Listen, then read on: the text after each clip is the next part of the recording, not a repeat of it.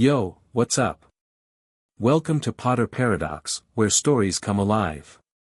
Buckle up because today we have what if Harry rejected the Gryffindor table on day 1 and sat with the Slytherins to court Daphne Greengrass instead. Quick favor, if you dig this content, drop a like and subscribe. It takes just a second but means so much to us. Let's roll. Chapter 1, The Choice, Gryffindor. The Sorting Hat's declaration echoed through the Great Hall, followed by enthusiastic applause from the red and gold table. Harry Potter, newly sorted, slipped off the ancient hat and handed it back to Professor McGonagall. His heart hammered against his ribs as he scanned the hall. The Gryffindor table erupted with cheers. The Weasley twins chanted, "We got Potter! We got Potter!" Their excitement should have been infectious. But Harry's attention had already drifted elsewhere. During the sorting, he'd noticed a girl with long dark hair and remarkable poise. When Greengrass, Daphne, was called, she'd walked to the stool with quiet confidence. Unlike the nervous shuffling of other first years, she moved with purpose. The hat barely touched her head before shouting, "Slytherin." Something about her stuck with him. Maybe it was how she didn't cheer or high-five anyone when she reached her table. She simply sat with perfect posture, observing everything with intelligent eyes. While everyone else seemed desperate to fit in, she appeared comfortable in her own skin. Harry hesitated. His new housemates were beckoning him over, faces beaming with excitement. But 11 years with the Dursleys had taught him one crucial lesson: the moment you let others decide your path, you lose control of your life. He'd spent his whole life being told where to sit, what to wear, when to speak. Dudley's second bedroom. Hand-me-down clothes. Speak only when spoken to. Not anymore. With a deep breath, Harry did the unthinkable. He walked right past the Gryffindor table. The cheers faltered. Confused whispers replaced them as he continued walking. Every step felt heavier than the last as hundreds of eyes tracked his movement across the hall. Harry approached the table decorated in green and silver, stopping directly across from Daphne Greengrass. Her eyebrows lifted slightly, the only indication she'd registered his presence. "Mind if I sit here?" Harry asked, his voice steadier than he expected. The Slytherin table fell silent. Several older students gaped at him as if he'd grown a second head. A pale, pointy-faced boy he recognized from Madame Malkin's, Draco Malfoy, looked utterly scandalized. Daphne studied him for a long moment. "You're in Gryffindor," she stated, not unkindly. "Yeah," Harry agreed. "But I'd rather sit here." A boy with dark skin and high cheekbones leaned forward. "That's not how it works, Potter." Harry shrugged. "Says who?" The question hung in the air. Harry knew he was causing a scene, but something in him refused to back down. He'd spent too many years being shoved into cupboards and corners. If the wizarding world truly offered him freedom, he'd test those boundaries from day one. Daphne's lips twitched, almost a smile. "Interesting," she murmured, then shifted slightly to make room. Taking her subtle invitation, Harry sat down. The whispers in the hall intensified, washing over them like waves against shore. The sorting continued, but few people paid attention. Most stared at Harry, seated calmly among the snakes. Professor McGonagall's lips had thinned to almost nothing. Hagrid looked bewildered. And at the center of the staff table, Albus Dumbledore watched with an unreadable expression, fingers steepled under his chin. "You realize what you're doing, don't you?" Daphne asked quietly. Harry grabbed an empty goblet. "Making a choice." "You're making a statement," she corrected. "And not everyone will appreciate it." A blonde girl beside Daphne leaned forward. "I'm Tracy Davis," she whispered, eyes darting between Harry and the staff table. "And you're either incredibly brave or totally mental." "Probably both," Harry admitted. Draco Malfoy, sitting several seats away, finally recovered his composure. "What game are you playing, Potter?" he demanded, loud enough for nearby tables to hear. "You don't belong here." Harry remembered their encounter at Madame Malkin's, how Draco had reminded him of Dudley with his entitled attitude. "I'm not playing any game," he replied evenly. "Just sitting with people I'd like to know better." His eyes briefly met Daphne's. She maintained a neutral expression, but something flickered in her gaze, curiosity, perhaps. "When Professor Snape hears about this," Draco began.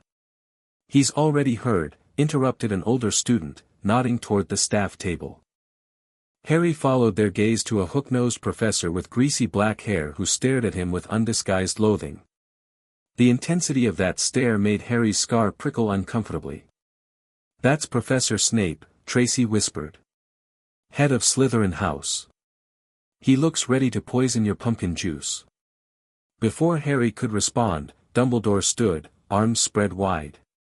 "Welcome to a new year at Hogwarts," he announced cheerfully, seemingly oblivious to the unusual seating arrangement that had disrupted the traditional order. As the headmaster delivered his start-of-term notices, Harry felt someone watching him from the Gryffindor table.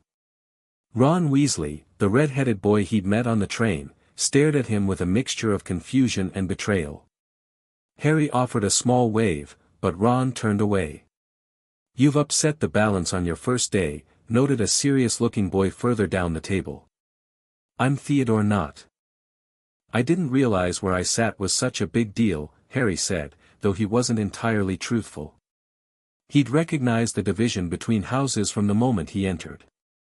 "Everything's a big deal at Hogwarts," Daphne said. "Especially when you're Harry Potter."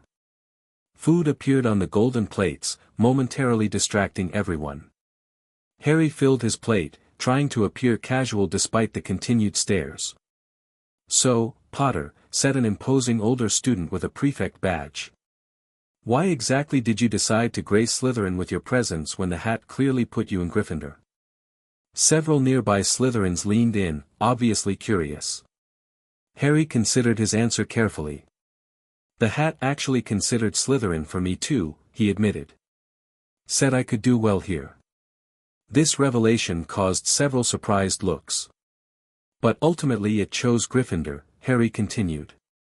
"I just wanted to make my own choice about who I spend time with." His eyes briefly met Daphne's again. "How very un-Gryffindor of you," she observed, cutting her roast beef with precise movements. "They're not known for subtlety." "And how very Slytherin of you," Tracy added with a grin. "Making choices that serve your interests." A burly fifth-year snorted. "Don't get too comfortable, Potter.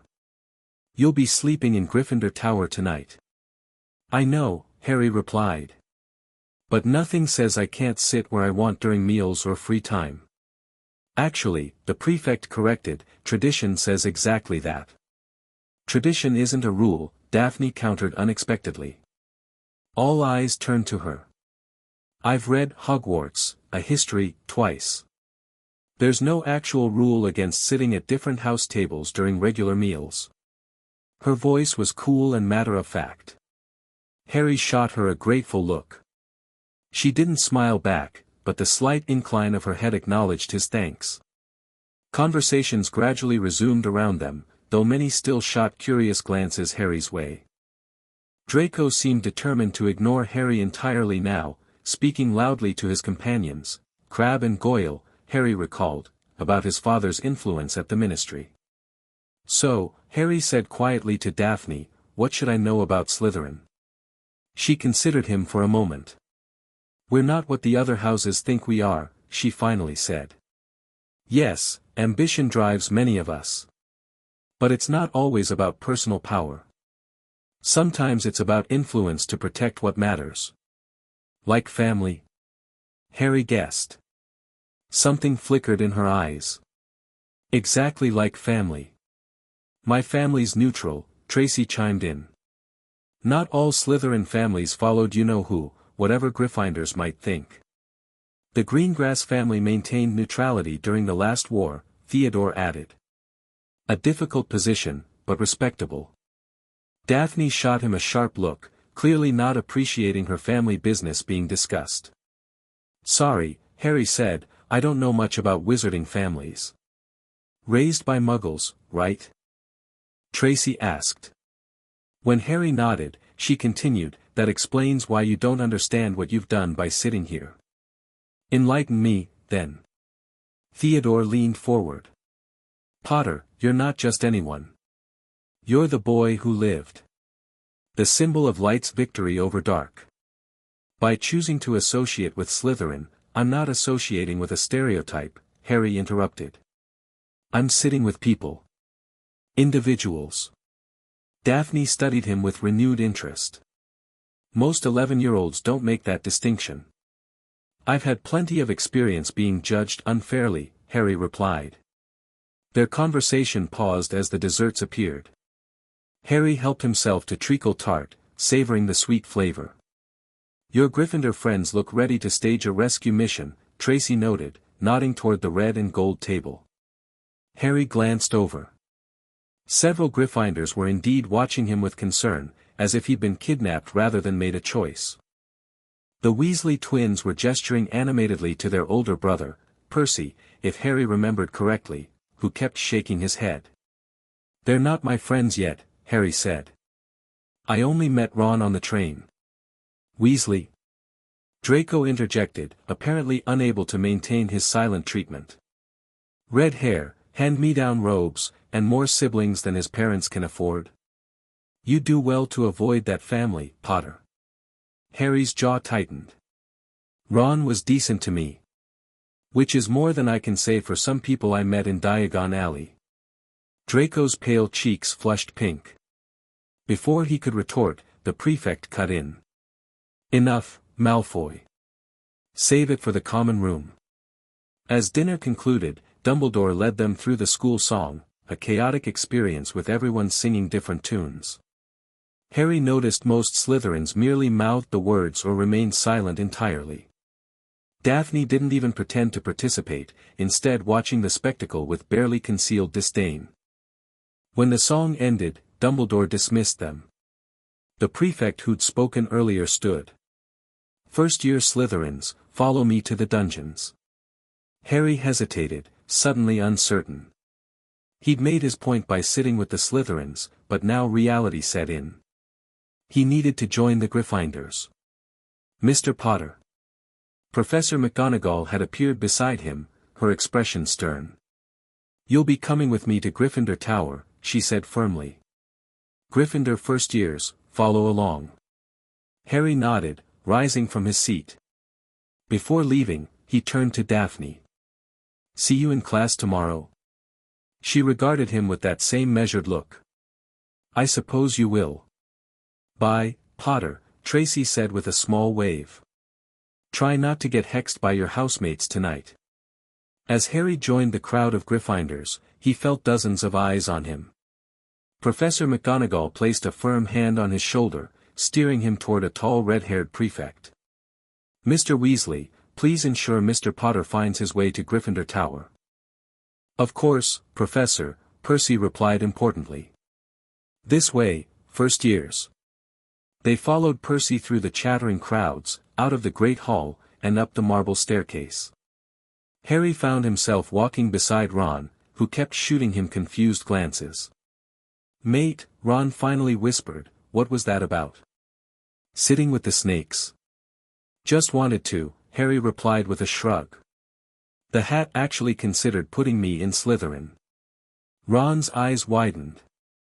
You're having me on. Nope. But you ended up in Gryffindor. Yeah, Harry agreed. And I'll be a good Gryffindor. But I don't see why that means I can't talk to people in other houses. Ron looked baffled by this logic. They're Slytherins, though. They're just kids like us, Harry countered. That Daphne girl seemed all right. Greengrass? Ron frowned. Her family's super rich and stuck up. Dad says they pretend to be neutral, but they look down on families like mine. Harry considered this. Maybe. Or maybe that's just what people say about them. Their conversation was interrupted as they climbed more staircases. Percy warned them about the moving staircases and pointed out Peeves the poltergeist, who was invisibly hiding inside a suit of armor. They eventually reached a portrait of a fat lady in a pink dress. "Password?" she asked. "Caput Draconis," Percy replied. The portrait swung open to reveal a round hole in the wall. They scrambled through it and found themselves in the Gryffindor common room, a cozy, round room filled with squashy armchairs. Percy directed the girls through one door to their dormitory and the boys through another. At the top of a spiral staircase, they found their beds, 5 four-posters hung with deep red, velvet curtains. Their trunks had already been brought up. As they changed into their pajamas, the other Gryffindor boys couldn't contain their curiosity any longer. "So why'd you sit with the Slytherins?" asked Seamus Finnegan, a sandy-haired boy. "You trying to spy on them or something?" "No," Harry said simply. "I just wanted to." "But they're Slytherins," Dean Thomas emphasized, as if Harry hadn't understood. Neville Longbottom, a round-faced boy who'd lost his toad on the train, looked nervous. "My gran says that's where all the dark wizards come from." Harry sighed, pulling back his covers. "Look, I'm not planning to become a dark wizard. I just don't see why we have to automatically hate an entire house." "Because they hate us," Ron explained, as if it were obvious. "All of them?" Harry challenged. "Every single one." The question hung in the air. None of the boys seemed to have an answer. "Just be careful," Ron finally said. "Slytherins are tricky." Harry nodded, not wanting to argue further. As he lay down and drew the curtains around his bed, he reflected on the day's events. He'd certainly made an impression, though not the one he'd expected when he learned he was a wizard. He thought of Daphne Greengrass, her composed demeanor and perceptive eyes. There was something about her that made him want to know more. Not just about her, but about this world he'd entered, a world where people were sorted and separated based on personality traits. Harry fell asleep wondering what tomorrow would bring. He'd taken a risk by defying tradition on his first day. Now he'd have to navigate the consequences. Morning arrived with a chorus of whispers. As Harry emerged from his four-poster bed, conversations abruptly halted. The other first-year boys watched him cautiously, as if he might suddenly declare his allegiance to Slytherin and hex them all. "Morning," Harry said casually, reaching for his glasses. Ron was the only one who responded. "Morning, mate. Ready for breakfast?" "Starving," Harry confirmed. They dressed in their new Gryffindor robes and headed down to the common room. As they entered, the buzz of conversation dimmed. Older students openly stared at Harry, some whispering behind their hands. Fred and George Weasley bounded over, identical grins on their freckled faces. "There he is," Fred announced. "The boy who defied sorting." "Breaking rules before term even starts," George added appreciatively. "We're impressed, Potter." "I didn't actually break any rules," Harry pointed out. "Technicalities." Fred waved dismissively. "You've given the school something new to gossip about besides your scar." "And for that," George said solemnly, "we thank you." The twins' casual acceptance seemed to ease some of the tension. A few other Gryffindors smiled at Harry, though many still looked uncertain. A bushy-haired girl approached them, Hermione Granger, Harry remembered from the sorting. "I read about interhouse dynamics," she announced without preamble. "In Hogwarts, a history, it mentions that house rivalry intensified after 1764 when Headmaster Frobisher introduced the House Cup point system. But it never explicitly states students must sit at their designated tables except during official feasts." Harry blinked at this barrage of information. Thanks. Though it does seem counterproductive to sorting," she continued thoughtfully.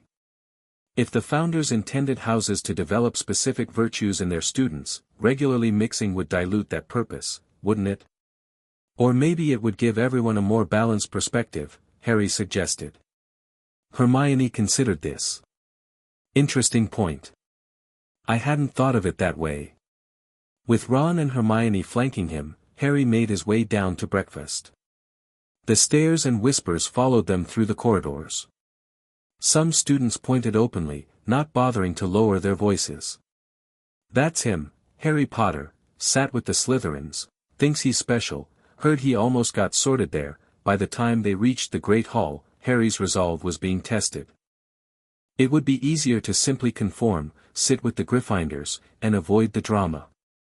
But the moment he spotted Daphne at the Slytherin table, reading a book while she ate, his decision crystallized. "I'll see you in class," he told Ron, who immediately frowned. "You're sitting with them again?" "Just for breakfast," Harry assured him. Ron's ears reddened. "Suit yourself," he muttered, stalking off to the Gryffindor table. Harry approached the Slytherin table, aware that the entire hall was watching. This time, several Slytherins shifted to block empty seats as he neared. But Tracy Davis spotted him and waved him over to where she sat with Daphne. "Back for more, Potter," she greeted with a grin. "Apparently," he replied, sliding into a seat across from them. "Morning, Daphne." Daphne marked her page and closed her book. "You're persistent, I'll give you that. Got that lecture from Professor Snape yet?" Harry asked, helping himself to eggs and toast. "Oh, we all did," Tracy confirmed, lowering her voice. "After you left, he came to the common room and gave a whole speech about house pride and dignity and not being taken in by celebrity. He seemed particularly displeased by your seating choice," Daphne added. "Though he didn't mention you by name." "Didn't need to," said Theodore, not joining their conversation. "The first years got an extra warning to maintain proper Slytherin dignity around certain attention-seeking individuals." Harry winced. "Sorry if I made things difficult for you." "Please," Tracy scoffed. "This is the most interesting start to a term in years. Usually it's just Snape's scary speech, prefects throwing their weight around, and everyone trying to figure out the social hierarchy. Speaking of which," Daphne said quietly, "you should know that your continued presence here has consequences for anyone who associates with you." Harry frowned. "What kind of consequences?" "Social, primarily," she explained. "Slytherin has internal politics. By acknowledging you, we position ourselves in opposition to certain factions. Like Malfoy's," Tracy clarified, nodding down the table where Draco sat holding court among several first years and even some second years. "I don't want to cause problems for you," Harry said seriously. "You're not," Daphne assured him. "Some of us were never going to align with Malfoy's faction anyway." "So there are different groups within Slytherin?" Harry asked, genuinely curious.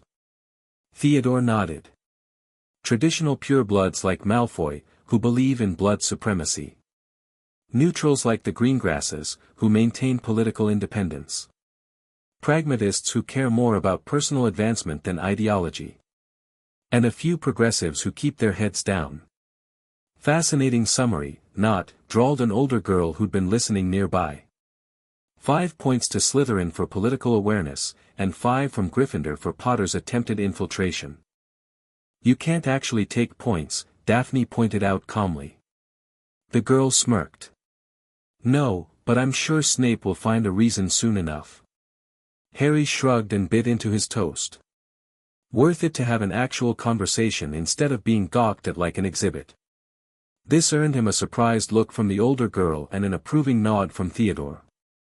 "Schedule distribution," Tracy announced as Professor Snape moved along the Slytherin table, handing out timetables with barely concealed disdain. When he reached their section and saw Harry, his lip curled unpleasantly. "Mr. Potter," he said, voice dripping with distaste. "Lost your way again? The Gryffindor table is on the opposite side of the hall, though I realize following simple directions may be challenging for someone of your celebrity status." Several nearby Slytherins snickered. Harry met the professor's gaze steadily. "I know where the Gryffindor table is, sir. I just prefer the company here this morning." Snape's black eyes glittered dangerously. 5 points from Gryffindor for your impertinence, Potter. And be warned, while the headmaster may tolerate your attention-seeking behavior, I have higher standards for decorum in my house.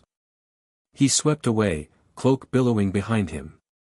"That went well," Tracy commented once Snape was out of earshot. He really doesn't like you, Theodore observed. Harry sighed. Yeah, I got that impression yesterday too. No idea why. Snape rarely needs specific reasons to dislike Gryffindors, Daphne said. Though he seems to have a special reservation of loathing for you. Before Harry could respond, a shadow fell over their group.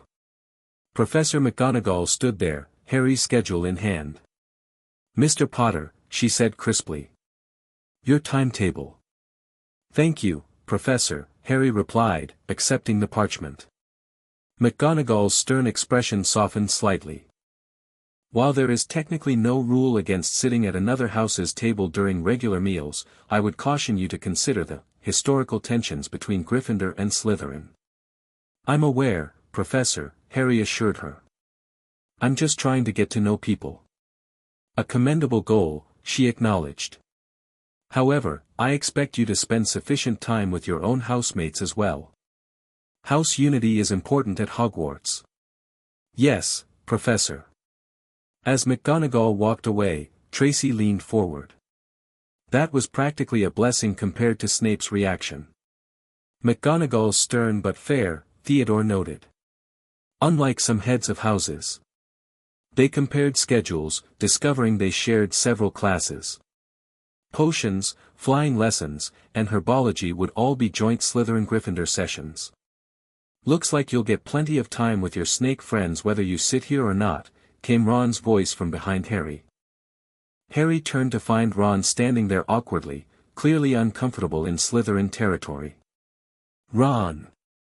Want to join us? Harry offered. The redhead's expression suggested Harry had invited him to swim in the lake in January. No thanks. Just came to see if you're coming to class. We've got Transfiguration first thing. Right, Harry said, gathering his things. He turned to the Slytherins. See you in potions, I guess. Daphne nodded politely. Tracy gave a little wave. Theodore merely assessed Ron with a neutral expression. As they walked away, Ron muttered, "Don't see what's so great about them." "They're interesting," Harry said simply. Daphne knows loads about wizarding politics, and Tracy's funny. "They're still Slytherins," Ron insisted. Harry stopped walking. "Look, I get there's this whole house rivalry thing. But I spent my whole life not having any friends because my cousin threatened anyone who talked to me. I'm not going to pass up getting to know people just because of what color tie they wear." Ron looked taken aback by Harry's intensity. After a moment, he sighed. "Fine. Just, be careful, alright? Not saying all Slytherins are bad, but a lot of them come from families that supported you-know-who. Including Daphne's?" Harry challenged. "Well, no," Ron admitted reluctantly. "The Greengrasses stayed neutral. Dad says they didn't fight against you-know-who, but they didn't join him either. Seems reasonable to me to judge her by her own actions, then." They continued toward Transfiguration, Ron looking thoughtful. Harry counted that as a small victory. Transfiguration proved as challenging as Harry had expected. Professor McGonagall began class with a demonstration, turning her desk into a pig and back again. After taking complicated notes, they were each given a match to turn into a needle. By the end of the lesson, only Hermione Granger had made any real progress, earning a rare smile from McGonagall. Harry's match had turned silvery but remained stubbornly match-shaped. "That was brutal," Ron groaned as they left. "How are we supposed to turn matches into needles when we can barely point our wand straight?" "Practice, I expect," Harry replied. "Though I wish the instructions were clearer. It's like they assume we already understand how magic works. Because most wizarding families give their kids a head start," explained an older Gryffindor who overheard them, Katie Bell, if Harry remembered correctly. Not actually casting spells, since that's illegal for underage wizards, but explaining theory, letting them watch adults cast, that sort of thing. "So those of us raised by muggles are already behind?" Harry asked, frowning. Katie shrugged. "For the first few weeks, maybe. But it evens out if you study hard. Muggleborns often end up more precise because they don't develop bad habits early. This was oddly reassuring. As they headed to History of Magic, Harry decided he'd need to put in extra work to catch up on the fundamentals other students took for granted. History proved to be a disappointment. Taught by a ghost, Professor Binns, the class was mind-numbingly dull. He droned on about goblin rebellions while students fought to stay awake. Even Hermione's enthusiasm seemed tested by Binns' monotone delivery. By lunchtime, Harry had developed a throbbing headache from trying to focus through Binns' lecture. He headed to the Great Hall with Ron, debating whether to sit at the Gryffindor or Slytherin table. The decision was made for him when Fred and George Weasley flanked him, steering him toward the Gryffindor table. "Sorry, Potter, but we're under strict orders, from our esteemed Quidditch captain, to ensure you experience proper Gryffindor culture, at least once a day." Harry laughed despite himself. All right. Gryffindor it is." As they sat, Harry noticed several housemates visibly relax, as if his choice to sit with them validated something important. "So, young Harry," Fred began conversationally, "what's your cunning plan with this inter-house diplomacy?" "No plan," Harry admitted. "Just making friends. Specifically with the pretty ice princess." George waggled his eyebrows. Harry felt his face grow warm. "I'm making friends with several Slytherins." "But Greengrass caught your eye first," Fred noted shrewdly. "She seemed interesting," Harry defended. "Confident. Not falling all over herself to fit in." "Fair assessment," George acknowledged. "The Greengrass family keeps to themselves. Not dark, but definitely traditional. And rich as Croesus," Fred added. "Old money, old magic." Harry filed this information away. "What about Tracy Davis?" "Half-blood," Fred replied. "Mother's a witch from a minor pure-blood family, father's a Muggle businessman. They straddle both worlds pretty successfully." "And Theodore not?" The twins exchanged glances. "Pure blood. Old family," George said more soberly. "His father was definitely in you-know-whose inner circle, though he claimed Imperius after the war. Theo seems decent enough, though," Fred added quickly. "Quiet, keeps to himself. Not like Malfoy, always throwing his family name around." Ron joined the conversation. "How do you know so much about Slytherins anyway?" "Quidditch rivalries, business opportunities, and strategic pranking, all require intelligence gathering." Harry laughed. The twins' ping-pong conversational style was genuinely entertaining. Hermione sat down beside them, dropping a stack of books on the table with a thud. "The library here is amazing," she gushed. "I found references for all our subjects plus some supplementary reading." "Term just started this morning," Ron pointed out, looking horrified at her enthusiasm. "Exactly. No time to waste," she replied, serving herself lunch while simultaneously opening a book. Harry peered at the title. "Magical Theory for Beginners. It explains the fundamental principles behind transfiguration," Hermione explained. "Professor McGonagall referenced it, and I thought it might help understand why we're starting with match-to-needle transformations. Could I borrow it when you're done?" Harry asked, recalling his earlier concern about missing wizarding fundamentals. Hermione looked surprised but pleased. "Of course. Are you interested in magical theory?" "I'm interested in not being behind," Harry admitted. "I didn't know anything about magic until my letter came." "Me neither," Hermione confided. "I've been reading everything I can get my hands on to catch up." "Did you know most wizarding children are taught basic principles from age 7? Katie Bell just told us something similar," Harry nodded. "Seems unfair that Muggle-raised students start at a disadvantage." Hermione's eyes lit up at finding someone who shared her concern. "Exactly. Hogwarts should offer an introductory course for Muggle-raised students. The current system perpetuates inequality in educational outcomes." Ron stared at them both as if they'd suggested studying was a recreational sport. Harry spent the remainder of lunch discussing magical theory with Hermione, who proved to be a fountain of information. She'd already identified key concepts that connected different magical disciplines, principles Harry suspected would be valuable in understanding his coursework. After lunch came charms with Professor Flitwick, a tiny wizard who stood on a pile of books to see over his desk. Like McGonagall, he began with theory before practical application, though his teaching style was considerably more animated. When taking roll, Flitwick gave an excited squeak at Harry's name and toppled out of sight. This prompted snickers from the class and a blush from Harry. "Don't let it bother you," Hermione whispered. "You'll have to get used to being well known." "That's just it," Harry replied quietly. "I'm well known for something I don't even remember. Everyone has expectations based on stories, not who I actually am." Hermione considered this. "Then show them who you actually are. Like you did by sitting with the Slytherins." Harry shot her a grateful look. "Thanks for understanding." "I didn't say I understand completely," she clarified. "But I respect that you're making your own choices rather than following expectations." The rest of the day passed in a blur of new classes and information overload. By dinner, Harry was mentally exhausted but determined to continue his house-hopping experiment.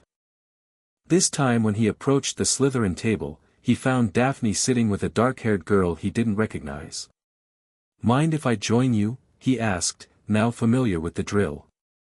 Daphne gestured to the seat across from her. "My sister was just asking about you." The younger girl, who nonetheless looked remarkably like Daphne, studied Harry with undisguised curiosity. "I'm Astoria," she introduced herself. "Daphne says you're causing quite the stir." "Not intentionally," Harry replied. "Intentions rarely matter as much as outcomes in our world," Astoria said with surprising maturity for someone who appeared younger than Harry. "Astoria's not a student yet," Daphne explained, noting Harry's confusion. "She's here for the evening to meet with Dumbledore about potentially starting early. She demonstrates unusually strong accidental magic." "More like intentional magic without a wand," Astoria corrected. "I can make things float when I concentrate hard enough." Harry was impressed. "That's brilliant. I made a glass disappear at a zoo once, but I didn't mean to." "The famous snake incident?" Daphne asked, raising an eyebrow. Harry stared at her. "How did you know about that?" "It was in the Daily Prophet last month," Astoria supplied. "Boy who lived demonstrates Parseltongue abilities before Hogwarts start." "What's Parseltongue?" The Greengrass sisters exchanged looks. "The ability to speak to snakes," Daphne explained carefully. "It's uncommon. And historically associated with dark wizards," Astoria added with the tactlessness of youth. Harry felt his stomach sink. Great. Another reason for people to stare. "Did you actually speak to the snake?" Daphne asked. "Sort of," Harry admitted. "I thanked it for not attacking me after I accidentally vanished the glass. It seemed to understand me, but I didn't realize I was speaking another language." Daphne's expression remained neutral, but Harry detected increased interest in her eyes. "Fascinating. Innate Parseltongue is exceptionally rare." "Is it bad?" Harry asked, worried. "Not inherently," she assured him. "It's just a magical ability. But it carries certain associations." "Salazar Slytherin was a Parselmouth," Astoria explained. "So was you-know-who." Harry's appetite suddenly diminished. "So people will think I'm like him?" "Some might," Daphne acknowledged. "But intelligent people judge others by their choices, not their abilities." Harry recognized his own argument to Ron echoed back to him. He smiled gratefully at Daphne. "Besides," she continued pragmatically, "speaking to snakes could be useful. They make excellent spies." Tracy joined them, dropping onto the bench with a dramatic sigh. "Defense against the dark arts is going to be a joke. Quirrell jumps at his own shadow." "You had dada today?" Harry asked. "Just now." The classroom reeks of garlic because he's afraid a Romanian vampire is hunting him, Tracy reported. And he stutters so badly I got a headache trying to follow the lesson. That's disappointing, Harry frowned. I was looking forward to that class. Why is he teaching if he's terrified of the subject? Astoria wondered. Daphne shrugged elegantly. Perhaps facing one's fears directly is his method of conquering them. Or the position really is cursed, and no qualified wizard will take it anymore, Tracy suggested. Cursed? Harry asked. No defense professor has lasted more than a year for decades, Daphne explained. Accidents, scandals, sudden resignations, something always happens. Their conversation was interrupted by the arrival of Draco Malfoy, flanked as usual by Crabbe and Goyle. Still here, Potter, he drawled. Don't you think it's time you stopped this little rebellion and went back where you belong? Harry met his gaze calmly. I'm just having dinner with friends, Malfoy. Friends? Draco scoffed. You think sitting at our table makes you one of us? No, Harry replied evenly. Getting to know people as individuals makes them friends, not where I sit or what house I'm in. Several nearby Slytherins watched this exchange with interest. Harry noticed Theodore not observing from further down the table, his expression calculating. You'll learn soon enough, Potter, Draco said, voice lowered. Some wizarding families are better than others. You don't want to go making friends with the wrong sort. The echo of their Madame Malkin's encounter wasn't lost on Harry. I think I can tell the wrong sort for myself, thanks, he replied, deliberately using the same words as before. Draco's pale face flushed. Your parents didn't know the wrong sort from the right, did they? Look where that got them. The table went silent. Even those who'd been pretending not to listen now stared openly. Daphne's eyes narrowed dangerously. Harry felt a surge of anger, but forced himself to remain calm. My parents died facing Voldemort directly, he said clearly, ignoring the collective flinch at the name. They didn't hide or switch sides when things got difficult. I'd say they knew exactly who the wrong sort were. Draco looked furious, but before he could respond, Professor Snape materialized behind him. Is there a problem here? He asked silkily. No problem, Professor, Harry replied before Draco could speak. Just a philosophical disagreement about friendship. Snape's dark eyes bored into Harry's. Indeed. Mr. Malfoy, return to your seat. Potter. I believe your housemates are missing their celebrity at the Gryffindor table. It wasn't quite an order to leave, but the implication was clear. I was just finishing, Professor, Harry said, rising from the table. He looked at Daphne. See you tomorrow. She inclined her head slightly. In potions. As Harry walked away, he heard Snape say quietly to Malfoy, a word in private, Mr. Malfoy. Antagonizing Potter publicly serves no strategic purpose. Harry rejoined the Gryffindor table for dessert, sliding in beside Ron. Snape kick you out? Ron asked through a mouthful of chocolate pudding. More or less, Harry confirmed. Malfoy tried to start something about my parents. Ron's face darkened. Git. What did he say?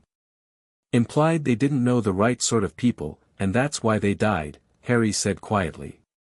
That's beyond foul, Ron growled. His father was probably one of the Death Eaters who, he stopped abruptly, looking uncomfortable. Who what? Ron lowered his voice. Death Eaters. You know whose followers. After he fell, lots of them claimed they were bewitched or forced to serve him. Dad says some, like Malfoy's father, bought their way out of trouble. And Draco thinks he can lecture me about choosing the right friends? Harry said incredulously. His type always does, Fred interjected, having overheard. Born believing they're better than everyone else. What did you say back to him? George asked eagerly. Harry shrugged. Just that my parents died facing Voldemort, sorry, he added when they all flinched, and that they knew exactly who the wrong sort were.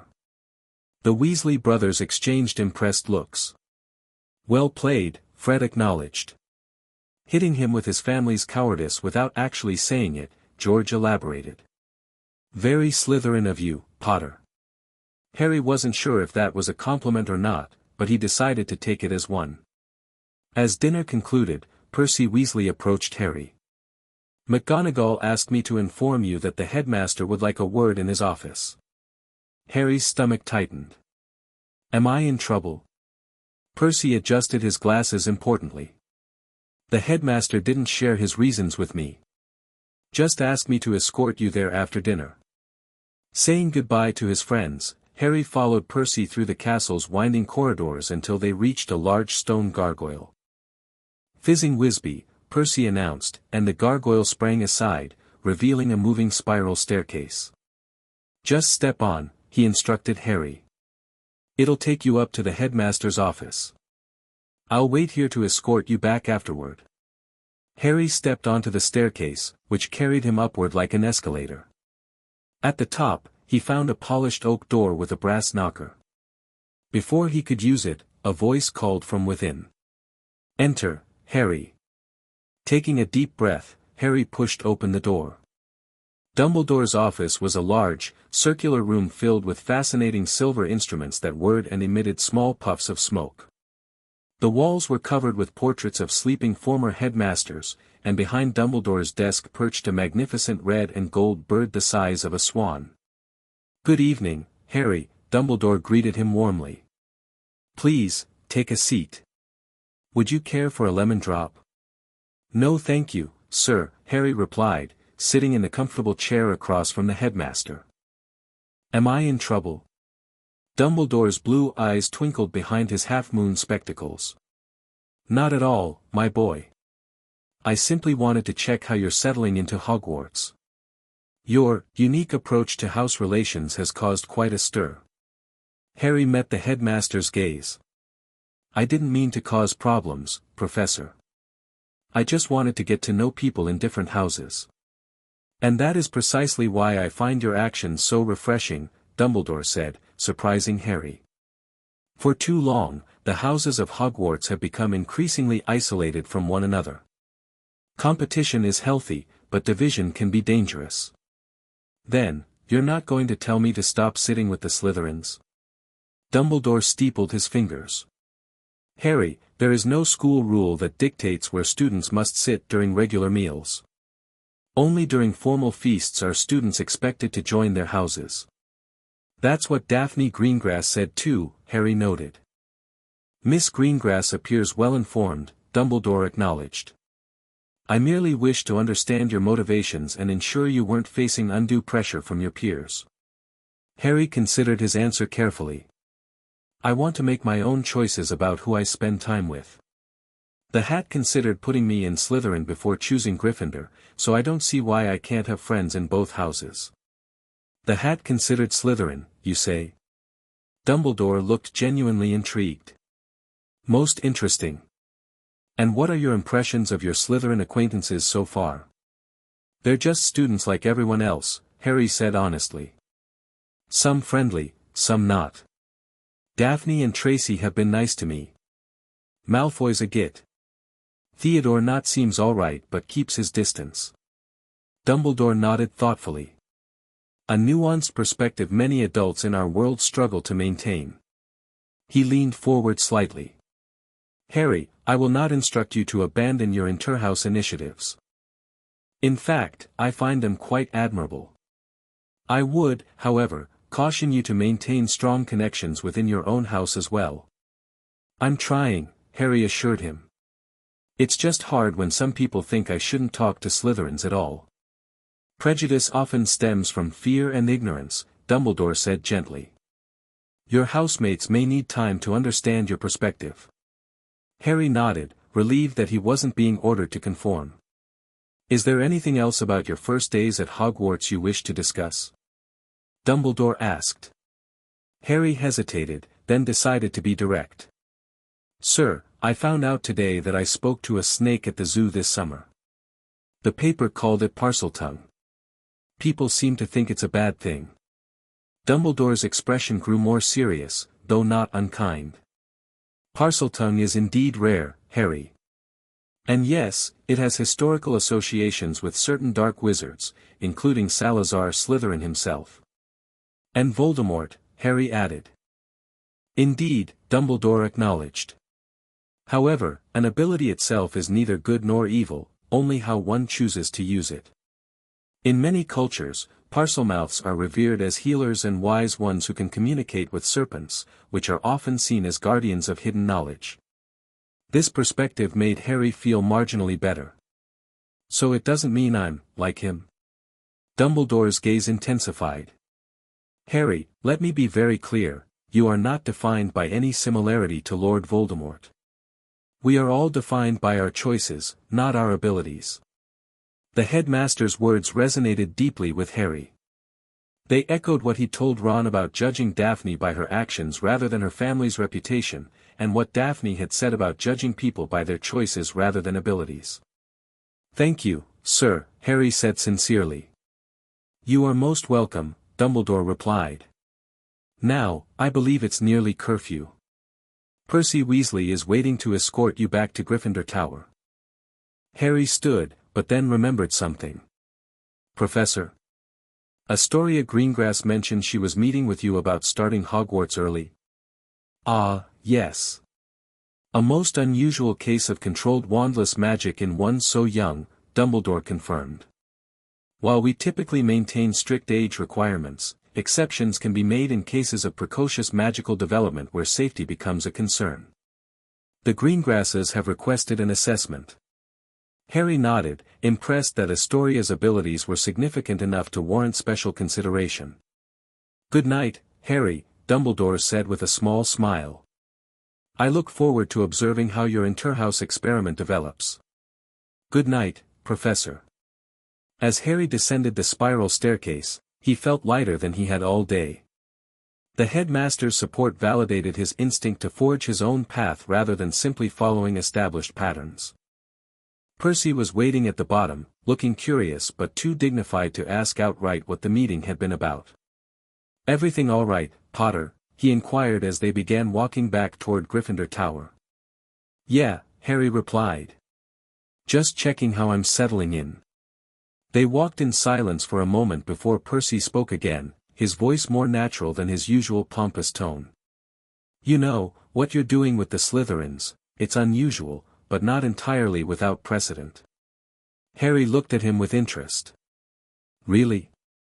My great-aunt Lucretia was a Slytherin who married into the Black family, but she maintained close friendships with several Gryffindors her entire life, Percy explained. She used to tell my father that house rivalries were artificial constructs that limited magical cooperation. Smart woman, Harry commented. Percy nodded.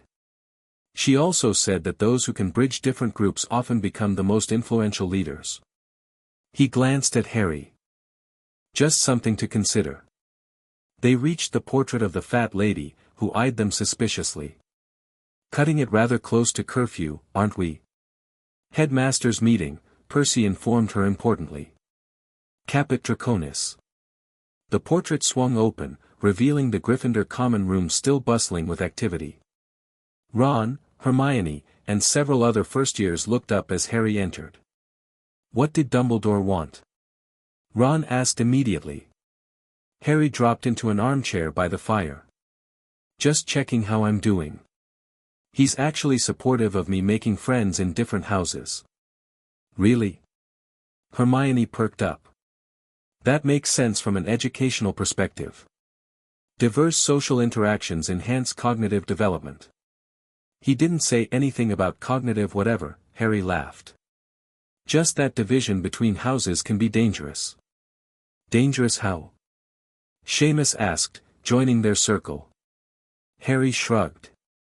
He didn't elaborate. But I got the impression he thinks the houses are too isolated from each other. Did you tell him the hat almost put you in Slytherin? Ron asked. Several nearby students gasped. Harry shot Ron an exasperated look. Thanks for broadcasting that. Sorry, Ron said, looking genuinely contrite. Just slipped out. Neville leaned forward nervously. Is it true, Harry? The hat almost put you in Slytherin. Seeing no point in denying it now, Harry nodded. It said I could do well there, but ultimately put me in Gryffindor. That explains a lot, Dean Thomas commented. About why you're comfortable with them, I mean. The Sorting Hat considered multiple houses for me too, Hermione volunteered, perhaps trying to normalize Harry's experience. Ravenclaw was its first instinct. Mine was always going to be Gryffindor, Ron said. My whole family's been here. The hat barely touched my head before saying Gryffindor, Neville admitted. Which surprised me. I always thought I'd be in Hufflepuff. This prompted a general discussion about sorting that thankfully drew attention away from Harry's Slytherin connection.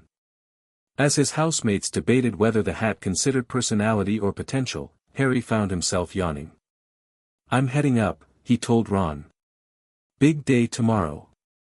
Potions with the Slytherins, Ron groaned. Snape teaching his favorite snakes and us in the same room. What could go wrong? Try to keep an open mind, Harry suggested. Some of them are all right. Ron didn't look convinced but nodded anyway. Night, Harry. As Harry climbed the spiral staircase to his dormitory, he reflected on his first full day at Hogwarts. He defied expectations, made new friends, stood his ground against Malfoy, and received tacit approval from the headmaster himself. Not bad for day one. Changing into his pajamas, Harry drew the curtains around his four-poster bed and lay back, staring at the canopy above him. Tomorrow would bring new challenges, particularly potions with Snape, who clearly disliked him. But he'd also see Daphne again. The thought brought a small smile to his face as he drifted off to sleep. The next morning dawned cold and gray. Harry woke early, his mind already racing with thoughts of the day ahead. Potions would be his first class, double potions with the Slytherins, in fact.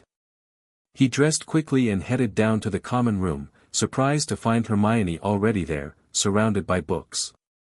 Morning, he greeted her. Been up long? She looked up from her reading.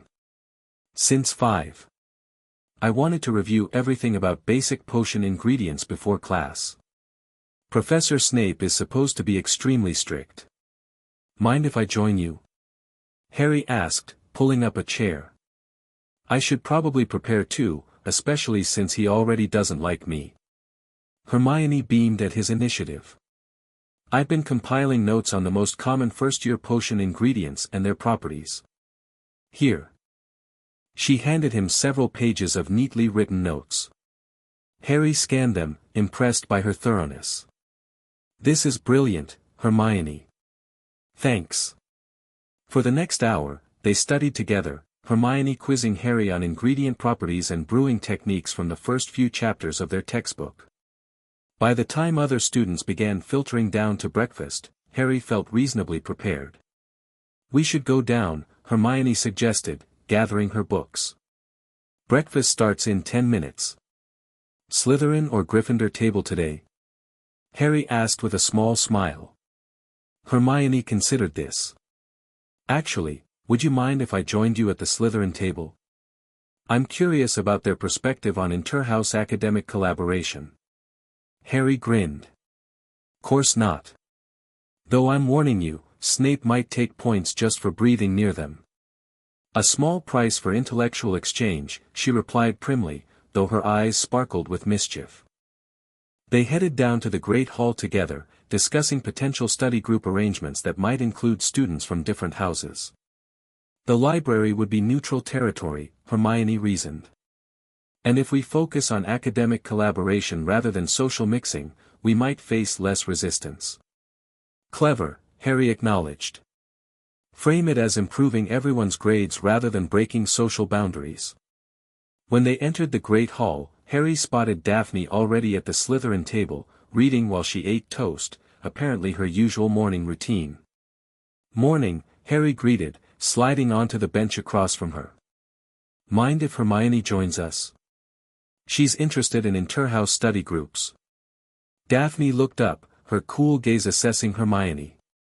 Granger, isn't it? You answered every question in charms yesterday. Hermione flushed slightly. I read ahead. As did I, Daphne replied with the barest hint of approval. Sit if you'd like. Hermione sat beside Harry, looking both nervous and excited. I was thinking about how wasteful it is for students to struggle with subjects individually when collective knowledge could benefit everyone. An interesting perspective, Daphne noted. Though I imagine certain subjects might work better for such collaboration than others. Exactly, Hermione agreed eagerly. Theoretical subjects like history of magic or astronomy would be ideal starting points, since they don't involve house competition. Their discussion was interrupted by Tracy's arrival. She dropped onto the bench beside Daphne, then did a double take at seeing Hermione. Expanding your Gryffindor collection, Harry, she teased. This is Hermione Granger, Harry introduced. She's proposing an inter-house study group. Brilliant idea, Tracy approved. I'm already drowning in Bin's Goblin Rebellion assignments. Does this mean you'll share notes, Granger? I noticed you actually stay awake in his class somehow. I could share my note-taking system, Hermione offered cautiously. I'm in, Tracy declared. Daphne? Daphne closed her book thoughtfully. It has merit, particularly for exam preparation. The different houses do tend to develop different academic strengths. Exactly. Hermione exclaimed. Ravenclaws excel at theory, Slytherins at application, Hufflepuffs at thoroughness, and Gryffindors at practical demonstrations. Harry was impressed by how quickly the three girls found common ground in academics. It reinforced his belief that house divisions were more artificial than people pretended. Their breakfast was interrupted by the arrival of the mail. Hundreds of owls streamed into the great hall, dropping letters and packages to their owners. Harry, having no one to write to him, was surprised when a handsome tawny owl landed in front of him, carrying a small, neatly folded note. Whose owl is that? Tracy asked curiously. No idea, Harry admitted, taking the note. The owl immediately took off without waiting for a reply. He unfolded the parchment to find an elegant script. Potter, your unconventional approach to house relations has not gone unnoticed by those outside Hogwarts. While some may view tradition as sacrosanct, others recognize the value of fresh perspectives. My daughter speaks of your candor with surprising approval. Consider that not all battles are fought with wands, nor all alliances declared publicly. C.G. Harry read the note twice, then passed it to Daphne. Any idea who C.G. might be? She scanned it quickly, her expression carefully neutral. Cyrus Greengrass. My father. Harry's eyebrows shot up. Your father wrote to me. Why? He maintains extensive correspondence with various political and business connections, Daphne explained. He values information and unorthodox viewpoints. Is that good or bad for Harry? Hermione asked nervously. Tracy leaned across to read the note, then whistled softly. That's practically a formal acknowledgement from House Greengrass. Pretty significant for a first year who's not even in Slytherin. My father doesn't waste time on insignificant matters, Daphne agreed. Her tone was matter-of-fact, but Harry detected a hint of something else, perhaps pride. What does he mean about battles not fought with wands? Harry asked. Politics, Daphne replied simply. The wizarding world runs on alliances, favors, and carefully cultivated relationships. My father is suggesting your approach might have merit beyond simple social rebellion. Harry considered this. He hadn't been thinking about politics or alliances, he just wanted to sit near an interesting girl. But apparently his impulsive decision had deeper implications in wizarding society. I should reply, shouldn't I, he realized. It would be proper, Daphne confirmed. Though you needn't rush. A considered response within a few days would be appropriate. I'll help you draft something if you'd like, Hermione offered. I've read about formal correspondence in wizarding culture. Thanks, Harry said gratefully. I don't want to accidentally offend him. As they finished breakfast, Harry felt a new weight of responsibility. His different path was attracting attention beyond Hogwarts walls. He wasn't just making friends, he was potentially forming alliances that could shape his future in this world. With that sobering thought, he gathered his potions textbook and headed down to the dungeons, ready to face whatever challenges Snape might throw his way. Chapter 2, New Alliances, Aguamenti. Harry's wand sputtered, producing a sad trickle of water that barely dampened the tabletop. He sighed, lowering his arm. "Your wand movement's too jerky," Daphne observed from across the table. "It should be a smooth, flowing motion. Like this." She demonstrated with her own wand, not actually casting but showing the proper form. Harry tried again, mimicking her fluid movement. Aguamenti. This time a respectable stream of water flowed from his wand, filling the cup in front of him. "Better," Daphne nodded, the barest hint of approval in her voice. "Much better," Tracy agreed more enthusiastically. "You're picking these up faster than most first years, Harry." They sat in a quiet corner of the library, surrounded by stacks of books. The inter-house study group Hermione had proposed a month ago had grown from their initial quartet to include several other students, Theodore Nott and Blaise Zabini from Slytherin, Neville Longbottom and occasionally Ron from Gryffindor, Susan Bones and Hannah Abbott from Hufflepuff, and Padma Patil and Terry Boot from Ravenclaw. Today was a smaller session, just Harry, Daphne, Tracy, and Hermione working on charms. "That spell isn't even on the first-year curriculum," Hermione noted, glancing up from her extensive notes. "Why are we practicing it?" "Because it's practical," Daphne replied simply. "Clean water on demand has obvious utility." And, Tracy added with a grin, because watching Weasley's face when Harry performs second-year charms is priceless. "He still can't figure out why you're hanging out with us evil Slytherins." Harry rolled his eyes. "Ron's getting better. He actually contributed to the herbology discussion yesterday. After Neville dragged him here," Hermione pointed out. "Progress is progress," Harry shrugged. The past month had transformed Harry's Hogwarts experience in ways he'd never anticipated. His continued boundary crossing between Gryffindor and Slytherin had gradually normalized, at least among his yearmates. The initial shock of the boy who lived consorting with Slytherins had given way to a new status quo. Harry Potter played by his own rules.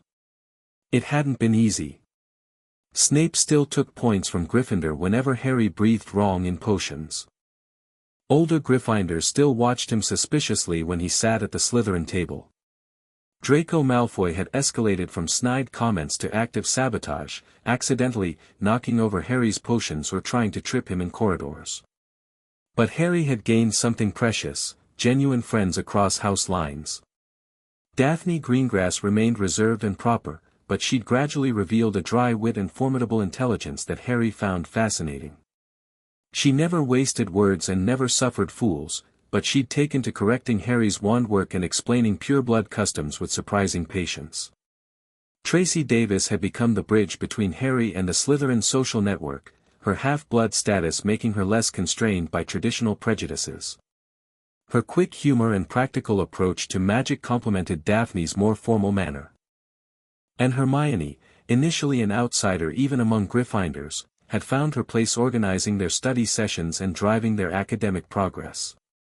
Her encyclopedic knowledge combined with Harry's practical questions created a learning environment that benefited everyone involved. "We should wrap up," Hermione said, checking her watch. "Flying lessons start in 20 minutes. Harry felt a surge of excitement. Flying had quickly become his favorite activity at Hogwarts. After that first disastrous lesson, where he disobeyed Madame Hooch to catch Neville's Remembrall after Malfoy stole it, McGonagall had shocked everyone by making him Gryffindor's new seeker instead of punishing him. "Don't look so gleeful, Potter," Daphne chided, though her eyes held amusement. "It's unseemly to take such pleasure in Draco's continued humiliation." "I don't," Harry protested unconvincingly. "I just enjoy flying." "And consistently outflying Malfoy," Tracy added with a smirk. The look on his face when McGonagall announced you'd be seeker, priceless. His father sent him a racing broom the very next day, Hermione pointed out as they packed up their books. A Nimbus 2000, just like yours. Harry shrugged.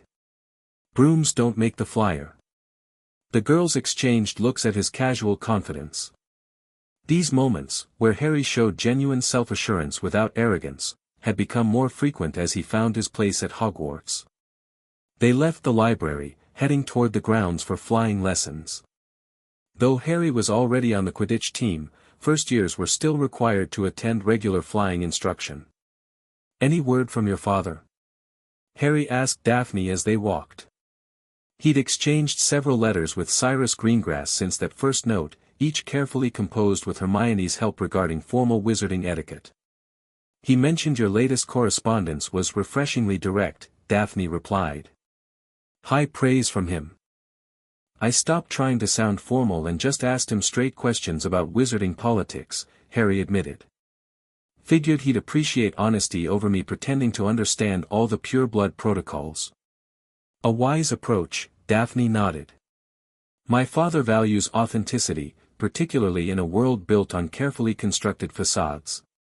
They stepped outside into the crisp October air. Leaves swirled across the grounds in bursts of red and gold. Near the Quidditch pitch, Madame Hooch was already setting up for their lesson, school brooms lined neatly in rows. Look who's decided to grace us with his presence, came Draco's drawling voice as they approached. The youngest seeker in a century. Come to show off for your Slytherin girlfriend, Potter. Several Slytherins sniggered, though Harry noticed Theodore Nott and Blaise Zabini remained pointedly silent. The study group had created subtle shifts in allegiances even within Slytherin. Just fulfilling class requirements, Malfoy, Harry replied evenly. Same as you. I've been flying since I was 6, Draco boasted, loud enough for everyone to hear. Father says it's criminal they don't allow first years on house teams through proper trials. Special treatment for Potter, as usual. Harry ignored him, taking his place beside Ron, who'd been watching his approach with the Slytherins warily. What's Malfoy on about now? Ron muttered. The usual, Harry shrugged. His father this, his money that. Ron snorted. Still sore about you making Seeker when he couldn't. Mr. Malfoy, Mr. Potter, Madame Hooch called sharply. Less talking, more attention. Today we'll be practicing acceleration and deceleration, critical skills for avoiding mid-air collisions. The lesson proceeded smoothly until Madame Hooch divided them into pairs for a controlled race across the pitch. When she announced, Potter and Malfoy, Harry saw the gleam of challenge in Draco's pale eyes. Ready to lose, Potter? Draco smirked as they mounted their brooms. It's a practice exercise, not a competition, Harry pointed out. Everything's a competition, Draco replied. Or are you afraid? Madame Hooch's whistle blew, and they kicked off. The familiar exhilaration of flight surged through Harry as he accelerated, the wind rushing past his face. Beside him, Draco hunched over his broom, pushing for greater speed. They were supposed to race to the far goalposts, then decelerate smoothly to touch the center post before returning. Harry matched Draco's pace without difficulty, the two of them neck and neck as they approached the goals. Suddenly, Draco swerved directly into Harry's path. Harry pulled up sharply to avoid collision, his instincts reacting before his brain registered what happened. Below him, Draco grabbed the goalpost with a triumphant grin. Mr. Malfoy. Madame Hooch shouted, blowing her whistle furiously as she flew toward them. That was a deliberate blocking maneuver. 5 points from Slytherin for dangerous flying. I was demonstrating proper defensive technique, Draco argued smoothly. Potter should thank me for the lesson. Harry circled back, touching down beside Madame Hooch. It's fine, he said, not wanting to escalate the situation. No harm done. Madame Hooch looked between them, her hawk-like eyes narrowed. Very sporting, Potter, but Mr. Malfoy needs to understand that safety protocols exist for good reason. She turned to Draco. One more dangerous move and you'll be serving detention, Mr. Malfoy. The remainder of the lesson passed without incident, though Harry caught Draco shooting him venomous looks whenever Madame Hooch's back was turned. As they returned to the ground at the end of class, Harry felt a familiar tension building. Draco wouldn't let this humiliation stand without retaliation. Sure enough, as they handed back their brooms, Draco shouldered past Harry roughly. "Enjoy your special treatment while it lasts, Potter," he hissed. "My father says the governors are questioning Dumbledore's judgment lately. Favoritism toward Gryffindor, bending rules for his golden boy. Is there a point to this, Malfoy?" Harry asked, keeping his voice level. Draco's pale face flushed. "The point is you're nothing special. Just a half-blood with a scar and dumb luck. And when luck runs out." He left the threat hanging, stalking away with Crabbe and Goyle in tow. "What was that about?" Ron demanded, joining Harry. "Malfoy being Malfoy," Harry sighed. "Making vague threats about his father's influence." Daphne approached, her expression carefully neutral. "Be cautious, Potter. Lucius Malfoy does have considerable sway with the Board of Governors." "Should I be worried?" Harry asked as they began walking back toward the castle. "Not immediately," Daphne replied. "But it would be prudent to ensure you maintain exemplary behavior. Don't give them ammunition." "Hard to do when Snape takes points if I breathe too loudly," Harry pointed out. "Professor Snape," Hermione corrected automatically, joining their conversation. "And Daphne's right. We need to be extra careful about following rules." Ron rolled his eyes. "Great. Even Harry's starting to sound like a Slytherin now." "Being aware of political realities isn't a house trait," Daphne said coolly. "It's common sense." Before Ron could retort, Oliver Wood, the Gryffindor Quidditch captain, intercepted them on the path. "There you are, Harry. Listen, I've booked the pitch for practice this evening. 5 o'clock sharp. We need to work on your diving catches before Saturday's match." Harry nodded. "I'll be there." Wood glanced at the Slytherins accompanying Harry, his expression tightening. "And keep your friends away from practice. No offense, but we can't risk strategy leaks before we play Slytherin." "They wouldn't," Harry began, but Daphne cut him off. "A reasonable precaution," she acknowledged. "Good luck with your practice, Potter." She walked away with Tracy, heading toward the dungeons. Harry watched them go, frustrated by the constant suspicion his crosshouse friendships generated. "She's right, mate," Wood insisted. "Quidditch brings out the cutthroat side of even the decent Slytherins." 5 o'clock. "Don't be late." As Wood strode away, Ron clapped Harry on the shoulder. "First match coming up, eh?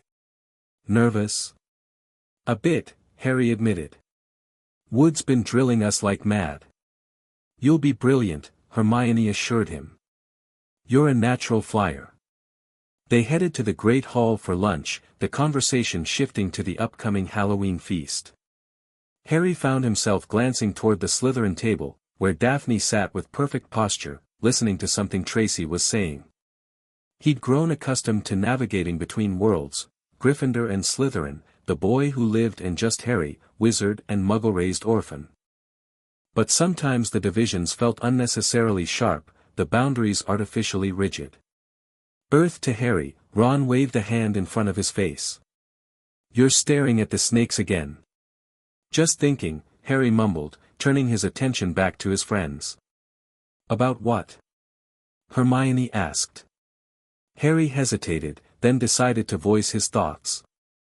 "Why is everyone so determined to keep the houses separate? I mean, we're all learning the same magic." "It's tradition," Ron said through a mouthful of shepherd's pie. "Been that way for centuries." "But why?" Harry pressed. "What's the actual point?" Hermione considered this seriously. "The founders believed different virtues should be cultivated separately. Gryffindor valued bravery, Ravenclaw intelligence, Hufflepuff loyalty, and Slytherin ambition." "Seems counterproductive," Harry observed. Shouldn't a good wizard have all those qualities? That's actually a really interesting perspective, Hermione said, looking thoughtful. The separation might have made more sense when the school was founded. Medieval education was much more focused on apprenticeship models. Or maybe they just all hated each other, Ron suggested pragmatically. Especially after Slytherin left. Harry picked at his lunch, unsatisfied with these explanations. It just seems wasteful. All these barriers between people who could be helping each other. That's why your study group is so brilliant, Hermione said enthusiastically. It's breaking down those artificial divisions. Yeah, well, not everyone's thrilled about it, Ron muttered. Fred and George overheard Marcus Flint calling it Potter's Blood Traitor Collection. Harry's jaw tightened. Charming. Ignore them, Hermione advised. We're getting better results than any single-house study group. Even Professor McGonagall noticed the improvement in Neville's transfiguration work. After lunch, they headed to Charms, where Professor Flitwick announced they would begin learning the levitation charm. One of a wizard's most rudimentary skills is levitation, the tiny professor squeaked from his perch atop a stack of books. The Wingardium Leviosa charm will be your introduction to controlled magical manipulation of objects. They divided into pairs, Harry with Seamus, Ron with Hermione, and Neville with Dean. The Slytherins they shared the class with formed their own partnerships, though Harry noticed Daphne working with Tracy rather than other purebloods. Now, don't forget that nice wrist movement we've been practicing. Professor Flitwick reminded them. Swish and flick, remember, swish and flick. Harry concentrated on the feather in front of him, mimicking the wand movement Flitwick demonstrated. Wingardium Leviosa. His feather twitched but remained firmly on the desk. Across the room, he heard Ron struggling with the pronunciation. You're saying it wrong, Hermione corrected him. It's Wingardium Leviosa, make the gar nice and long. You do it, then, if you're so clever, Ron snarled. Hermione rolled up her sleeves, flicked her wand, and said, Wingardium Leviosa. Their feather rose off the desk and hovered about 4 feet above their heads. Oh, well done, cried Professor Flitwick, clapping. Everyone see here, Miss Granger's done it. Harry tried again with renewed determination. Wingardium Leviosa. This time his feather rose shakily into the air, not as high as Hermione's but definitely levitating. Excellent, Mr. Potter. Flitwick beamed. 5 points to Gryffindor for both you and Miss Granger. By the end of class, only a handful of students had successfully levitated their feathers. As they gathered their things, Harry overheard Ron complaining to Seamus. It's no wonder no one can stand her, he said. She's a nightmare, honestly. Someone knocked into Harry as they hurried past. It was Hermione, and Harry was startled to see tears in her eyes. I think she heard you, he said to Ron. So? Ron replied, looking uncomfortable. She must have noticed she's got no friends. She's my friend, Harry said firmly. And she helps you with homework constantly. Ron flushed. That's different. She's just so bossy about everything. Harry sighed, frustrated with Ron's stubbornness. I'm going to find her. Tell Professor Binns I'll be late to history. He hurried after Hermione, but she had disappeared into the crowded corridor. Harry checked the library first, Hermione's usual refuge, but she wasn't there. After searching several empty classrooms, he reluctantly headed to History of Magic, planning to catch up with her afterward.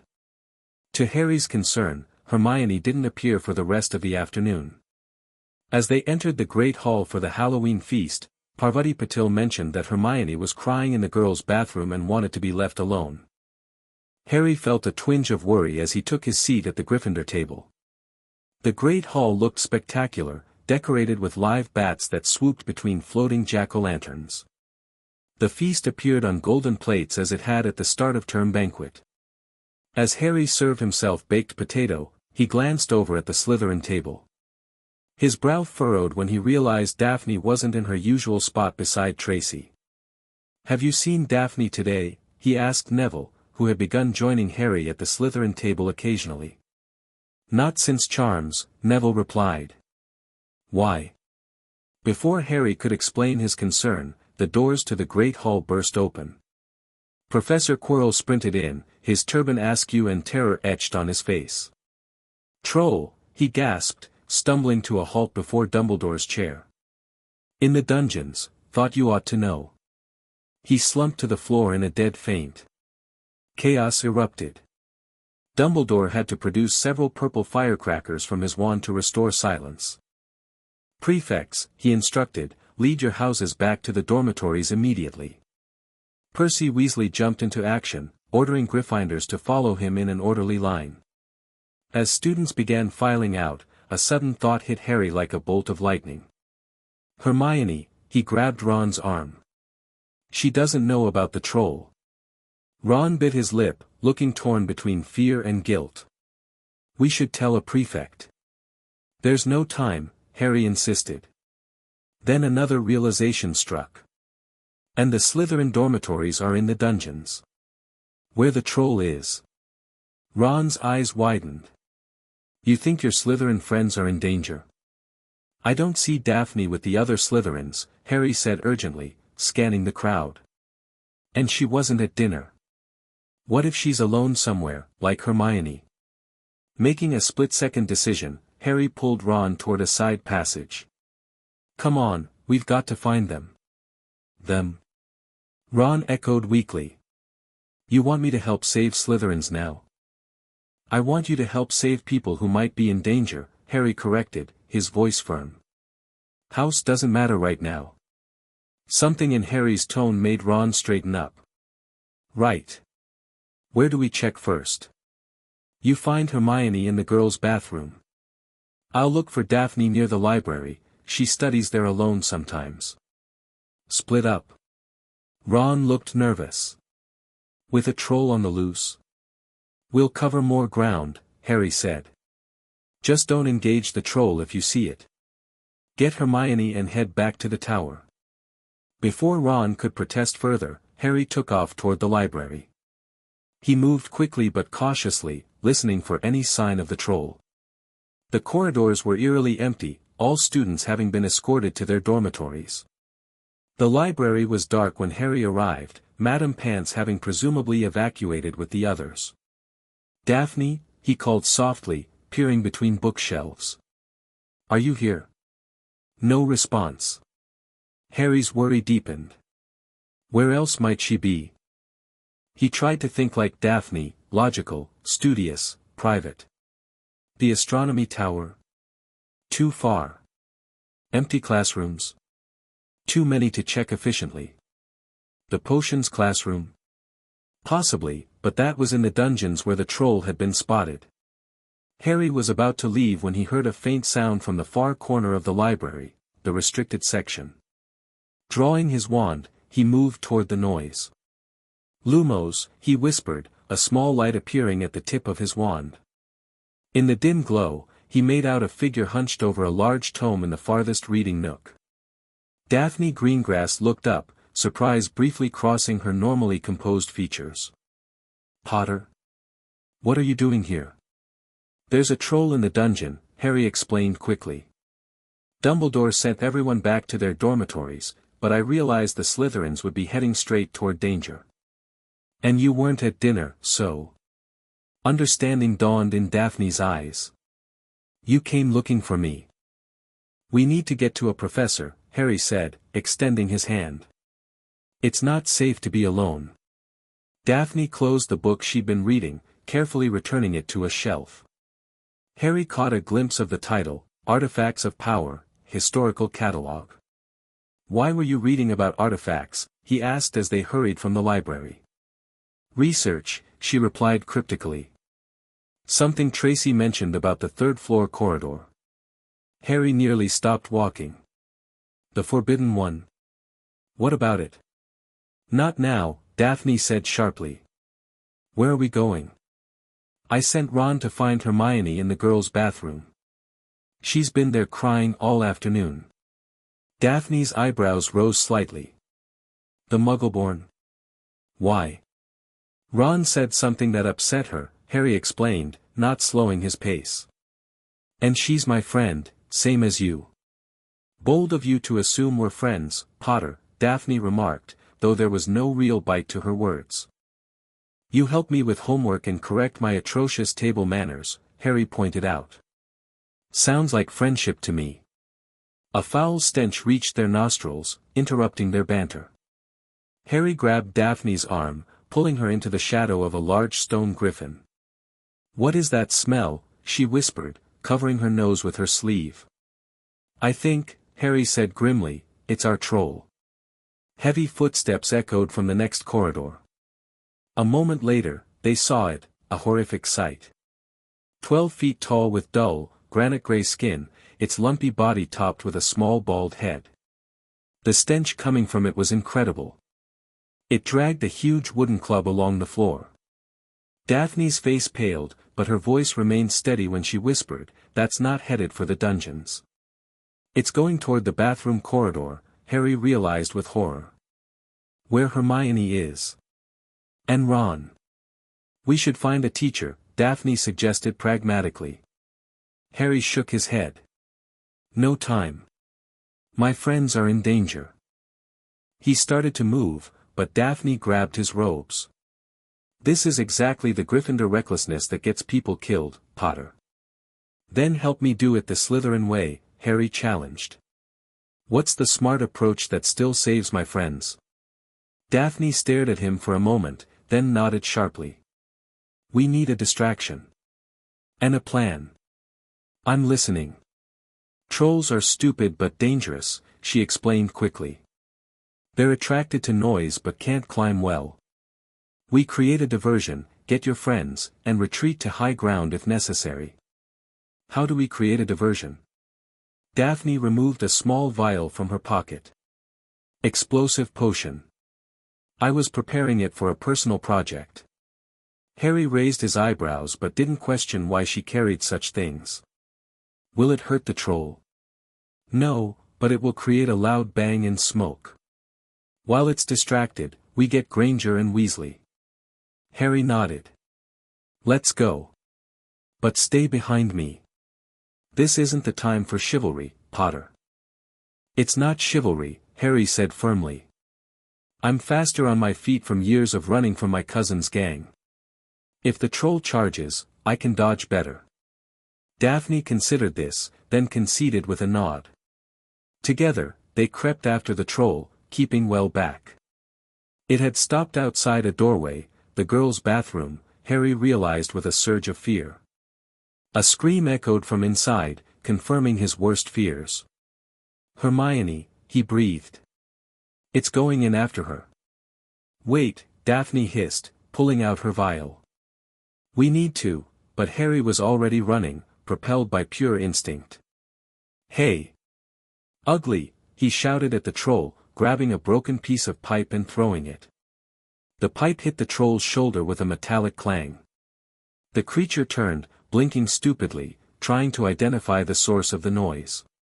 Its small, dull eyes focused on Harry, and it took a lumbering step toward him. Potter! Daphne called, her voice taut with anger and fear. The troll was fully facing away from the bathroom now. Get Hermione!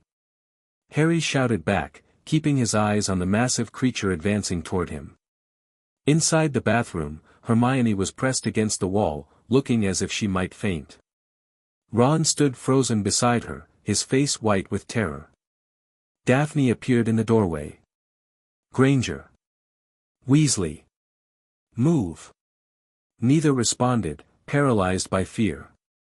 In the corridor, Harry backed away as the troll advanced.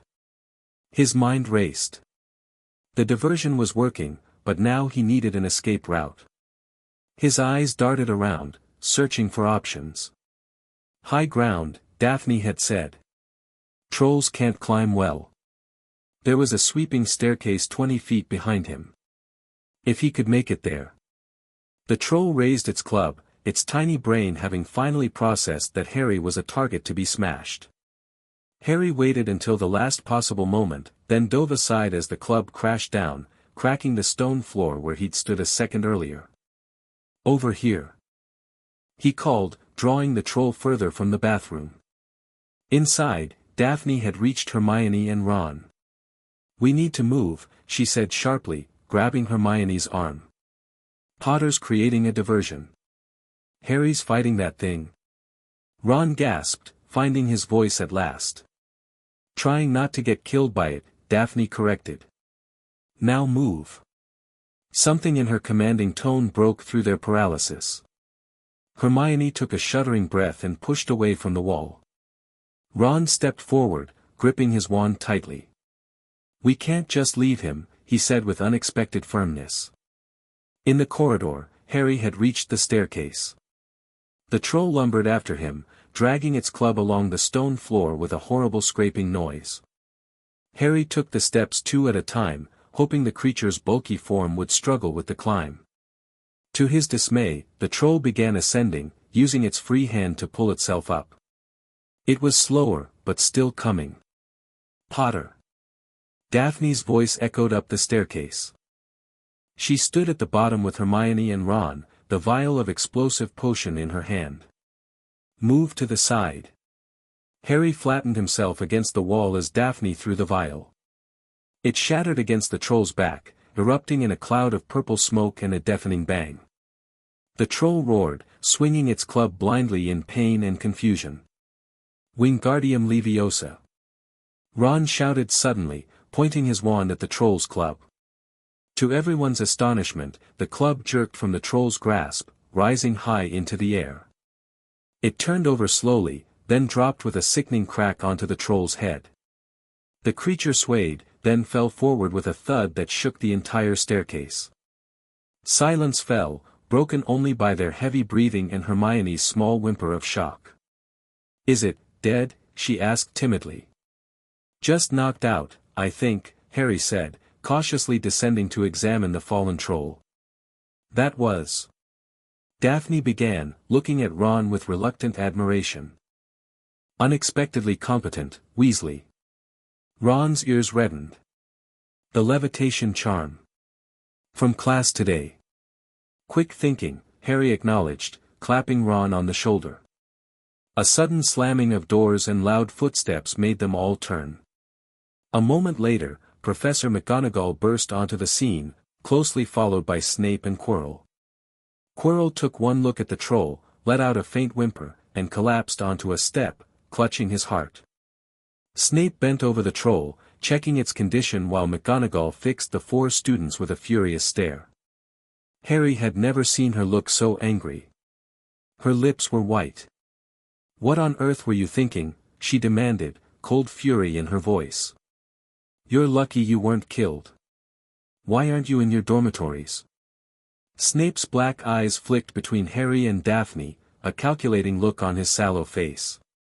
"Please, Professor McGonagall," Hermione's small voice broke the silence. "They were looking for me. Miss Granger. I went looking for the troll because I thought I could deal with it on my own, because I've read all about them." Harry and Ron stared at Hermione, unable to believe she was lying to a teacher. "If they hadn't found me, I'd be dead now," she continued. Harry distracted it, Daphne helped us escape, and Ron knocked it out with its own club. They didn't have time to find a teacher. It was about to finish me off when they arrived.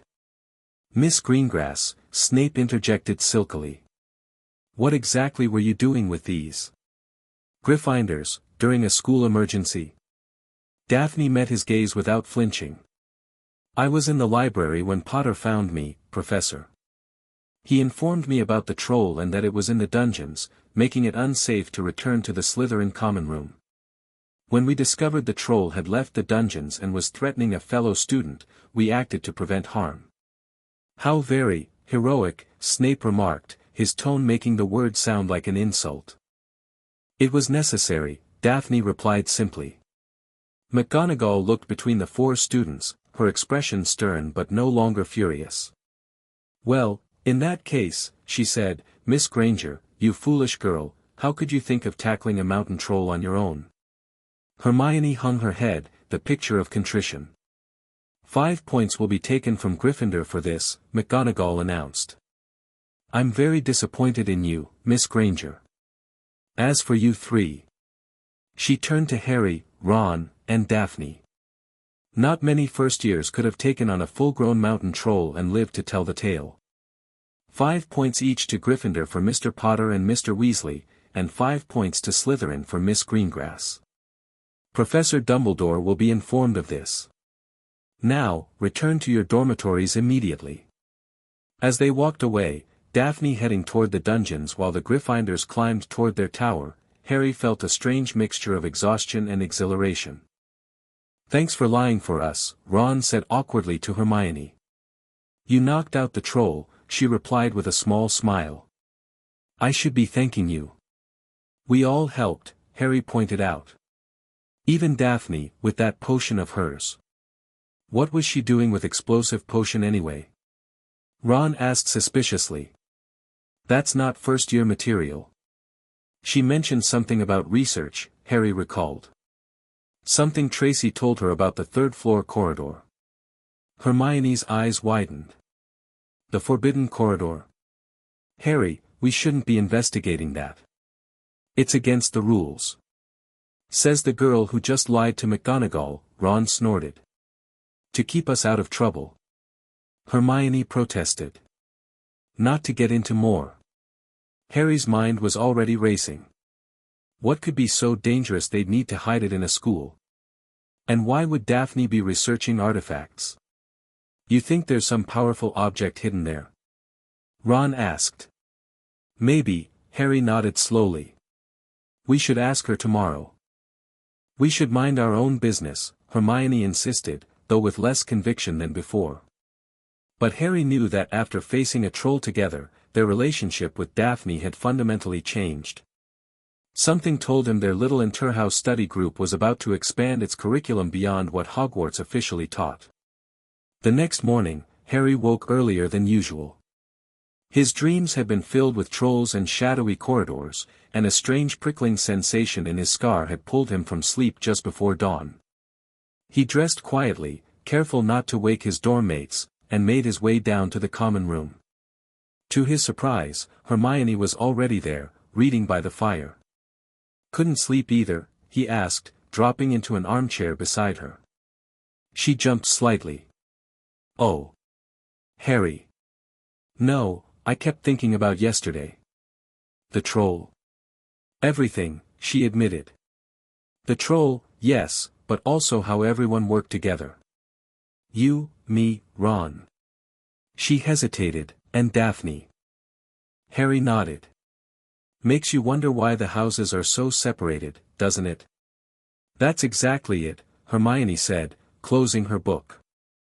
I've been reading more about Hogwarts history. The founders started with a united vision, but Slytherin's views on blood purity created the first division. But not all Slytherins care about blood purity, Harry pointed out. Daphne never mentions it, and Tracy's half-blood herself. Exactly. The house system perpetuates ancient prejudices that might not even be relevant anymore. They continued discussing this until other Gryffindors began trickling down for breakfast. Ron joined them, yawning widely, and the three headed to the Great Hall together. As they entered, Harry immediately spotted Daphne at the Slytherin table, alone except for Tracy. He changed course, heading directly for them. Mind if we join you? He asked. Tracy looked up with a grin. Heard you four took down a troll last night. Very impressive for first years. It wasn't planned, Daphne said dryly. The best adventures never are, Tracy replied, scooting over to make room. Sit. Tell me everything. As they ate breakfast, Harry recounted the previous night's events, with occasional corrections from Daphne and additions from Ron and Hermione. By the time he finished, Theodore Nott and Blaise Zabini had joined them, listening with undisguised interest. So Weasley actually performed a perfect levitation charm under pressure. Blaise remarked, looking at Ron with new respect. When you could barely make your feather twitch in class. Ron's ears reddened. Guess I work better under pressure. And you, Theo turned to Daphne, just happened to be carrying explosive potion? I always come prepared, she replied evenly. For what? Harry asked, seizing the opportunity. And what were you researching in the library about artifacts? Daphne's eyes flicked to the staff table, where Dumbledore was deep in conversation with Professor Flitwick. Not here, she said quietly. After breakfast. Our usual study corner. The meal concluded quickly after that, anticipation building among the group. Even Ron seemed eager to hear what Daphne had discovered. They made their way to the secluded corner of the library they'd claimed for their study sessions, where Daphne cast a privacy charm she'd learned from her father. It's not very strong, she admitted, but it will prevent casual eavesdropping. So what's this about artifacts? Harry prompted. Daphne hesitated, then reached into her bag and withdrew a newspaper clipping from the Daily Prophet. It started with this. Tracy noticed it over the summer. Harry read the headline, Gringotts break-in latest, investigation continues. The article detailed an attempted robbery at Gringotts on July 31st, the very day Hagrid had taken Harry there for his school shopping. The vault in question had been emptied earlier that same day. That's my birthday, Harry said slowly. I was at Gringotts that day with Hagrid. He emptied a vault, just took out a small package, about this big. He indicated with his hands. Said it was Hogwarts business, very secret. The group exchanged significant looks. That's not all, Tracy added. Remember when Dumbledore announced the third-floor corridor was forbidden? He said it could cause a most painful death. You think whatever Hagrid took is being kept there? Hermione asked, looking troubled. It makes sense, Daphne confirmed. Something valuable enough that someone attempted to rob Gringotts, one of the most secure locations in Wizarding Britain, would need significant protection. But what is it? Ron wondered. Must be something really powerful. That's what I was researching, Daphne explained. Historical magical artifacts significant enough to warrant such measures. And? Harry pressed. I have several possibilities, but one stands out based on recent events and certain connections. She lowered her voice further. The Philosopher's Stone. Hermione gasped. Nicholas Flamel's stone. The one that produces the elixir of life and turns metal into gold. Daphne nodded, looking impressed despite herself. You know of it? I read about it in Great Wizarding Achievements of the Medieval Period, Hermione explained. Flamel is the only known maker of the Philosopher's Stone. He's over 600 years old. A stone that makes you immortal and infinitely wealthy, Theo summarized, whistling softly. That would certainly be worth stealing. And worth protecting, Blaise added. Harry frowned, connecting pieces in his mind. If someone tried to steal it from Gringotts, they might try again here at Hogwarts. Precisely, Daphne agreed. Which is why I've been researching possible protective enchantments and preparing defensive measures. Like the explosive potion. You're planning to go after it? Ron asked incredulously. Not to steal it, Daphne clarified with a cool look. To ensure it's adequately protected. If first-years could piece this together, others might too. We should tell a teacher, Hermione insisted. And say what? Tracy challenged. That we've been poking around in forbidden business. That we've figured out what Dumbledore's hiding. Besides, Harry added, remembering something that had bothered him at their first Quidditch practice, I'm not sure we can trust all the teachers. Everyone turned to look at him.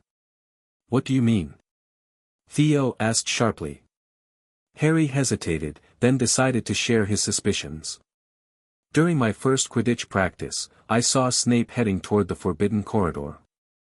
Later that same day, he was limping. You think Professor Snape is trying to steal the stone? Hermione looked shocked. I don't know, Harry admitted. But someone is. And until we know who, we should be careful who we tell. Snape's the head of Slytherin House, Blaise pointed out. If he's involved. We need more information before making accusations, Daphne said firmly. Evidence, not speculation. So what do we do? Ron asked. Harry looked around at this unlikely group, Gryffindors and Slytherins united by shared knowledge and growing trust. We watch, he decided. We learn what protections are in place. And we make sure whoever wants the stone doesn't get it. Like our own little task force, Tracy grinned. Crosshouse cooperation at its finest. This is serious, Hermione cautioned. If there really is a Philosopher's Stone at Hogwarts, anyone after it must be extremely dangerous. All the more reason to work together, Harry insisted. Different skills, different perspectives. They spent the next hour outlining what they knew and planning their approach. Daphne would continue researching magical artifacts and protections. Hermione would focus on Nicholas Flamel and the stone's properties. Tracy, with her social connections across houses, would listen for rumors and unusual activity. Theo and Blaise would watch the Slytherin common room and Snape.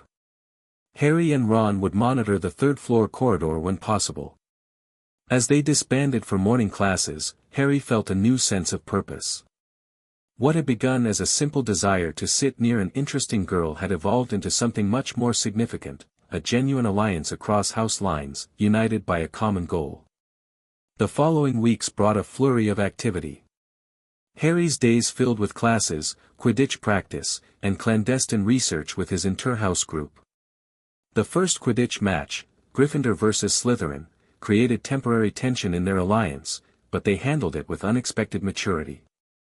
"I'll be cheering for Slytherin, obviously," Daphne told Harry the day before the match. "But I hope you personally perform well." Such enthusiasm, Harry teased. "Would you prefer false platitudes?" She countered with a raised eyebrow. "No," Harry admitted. "Honesty's better." The match itself proved more dramatic than anyone anticipated. Halfway through the game, with Gryffindor leading narrowly, Harry's broom began bucking violently, attempting to throw him off. Suspended 50 feet above the ground, Harry clung desperately to the handle as the Nimbus 2000 jerked and twisted beneath him. From the stands, Hermione's quick thinking saved him. She spotted Snape staring unblinkingly at Harry, muttering continuously under his breath. Convinced he was jinxing the broom, she rushed through the stands and set fire to his robes, breaking his concentration. The distraction worked. Harry regained control of his broom and caught the snitch moments later, nearly swallowing it in a spectacular dive that ended with him retching on the pitch. Gryffindor's victory celebration was dampened for Harry by this unsettling development. When he met with his inter-house group the next day, opinions were sharply divided. It had to be Snape, Ron insisted. Hermione saw him jinxing your broom. Or countering a jinx, Daphne argued coolly. Maintaining eye contact and continuous incantation are necessary for both. Why would he counter a jinx on Harry? Ron demanded. He hates him. Professional obligation. Theo suggested. Whatever his personal feelings, allowing the boy who lived to plummet to his death during a school Quidditch match would raise uncomfortable questions. Who else could have been jinxing the broom? Hermione asked, troubled by the possibility she'd misinterpreted what she saw. Anyone in the staff stands, Blaise pointed out. Quirrell was there too, remember. Quirrell? Ron scoffed. He can barely handle flobberworms, let alone complex jinxes. Appearances can be deceiving, Daphne noted. Particularly in the wizarding world. Harry, who had been quietly listening, finally spoke. Let's not jump to conclusions. We need to watch both of them more carefully. And maybe look into magical broom tampering. With November's end approaching, their investigation continued alongside increasingly demanding coursework. The teachers piled on assignments as the end of term neared, and Harry found himself grateful for their study group's efficiency. One afternoon in late November, as they worked in their library corner, Tracy made a discovery that changed everything. Look at this, she whispered, sliding a book toward the center of the table. It was open to a page about famous alchemists. I was researching Flammel, and found this reference to Dumbledore. Harry read aloud quietly, Albus Dumbledore is particularly famous for his defeat of the dark wizard Grindelwald in 1945, for the discovery of the 12 uses of dragon's blood, and his work on alchemy with his partner, Nicholas Flamel. They're collaborators, Hermione breathed. That's why the stone is here, Dumbledore is protecting it for his friend and colleague. But protecting it from whom? Theo asked the critical question. The group fell silent, considering the implications. Who would benefit most from immortality and unlimited gold?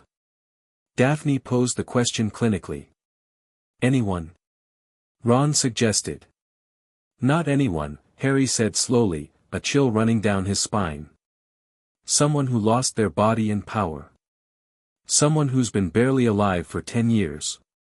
Someone who'd do anything to return. The implication hung heavy in the air. You know who, Ron whispered, face pale. You think he's trying to steal the stone? It makes sense, Daphne acknowledged, her usual composure slightly shaken. The timing, the extremity of the attempt. But he's gone, Blaise objected. Defeated. Not killed, Harry pointed out. No one ever found a body, right? The Slytherins exchanged uncomfortable glances. There were rumors, Theo admitted reluctantly. In certain circles. That he wasn't truly gone. What circles? Hermione asked sharply. Theo's expression closed off. Family connections. Nothing specific, just doubts about his permanent defeat. Harry noticed the tension rippling through their group. For the Slytherins, especially those from traditional pureblood families, this conversation ventured into dangerous territory, potentially implicating parents or relatives. I don't care about the past, Harry said firmly, addressing the unspoken concerns. I care about now. If Voldemort, sorry, he added as everyone flinched, if you know who is trying to get the stone, we need to make sure the protections are strong enough. And if they're not? Tracy asked quietly. Then we need to be ready to act, Harry stated simply. As November transitioned to December and snow began blanketing the Hogwarts grounds, their research intensified. Hermione created a detailed index of possible magical protections, cross-referenced with the specialties of Hogwarts professors who might have contributed safeguards. Logical, she explained, showing them her notes. If Dumbledore wanted to protect the stone, he'd use the expertise available at Hogwarts. Sprout for magical plants, Flitwick for charms, McGonagall for transfiguration. Snape for potions, Daphne added. Which makes it unlikely he's trying to steal it, if he helped protect it. Unless he's the perfect double agent, Ron argued. Their debates continued, but with a new undercurrent of urgency. The possibility that Voldemort might be involved transformed their academic exercise into something far more serious. Harry found himself watching Quirrell more closely during defense lessons, noticing details he'd overlooked before. The professor's stutter seemed to worsen when Harry paid particular attention to him. Sometimes when Quirrell turned his back, Harry felt a strange sensation in his scar, a prickling pain that would fade when the professor faced the class again. He mentioned this to the group during one of their meetings. Your scar hurts around Quirrell. Hermione frowned. That's not normal, Harry. Curse scars don't typically react to people. Unless, Daphne suggested carefully, there's a connection between your scar and whatever caused it. The implication hung in the air. You think my scar reacts to Voldemort? Harry asked bluntly, ignoring the collective wince. And that means Quirrell is, what? Working for him? Or possessed by him, Theo suggested, his voice barely above a whisper. The idea was so horrifying that no one spoke for several seconds. That's not possible, Hermione finally stammered. Is it? Dark possessions exist in wizarding history, Daphne confirmed, her voice clinically detached despite her pale face. Rare, but documented. The turban, Ron said suddenly. He never takes it off.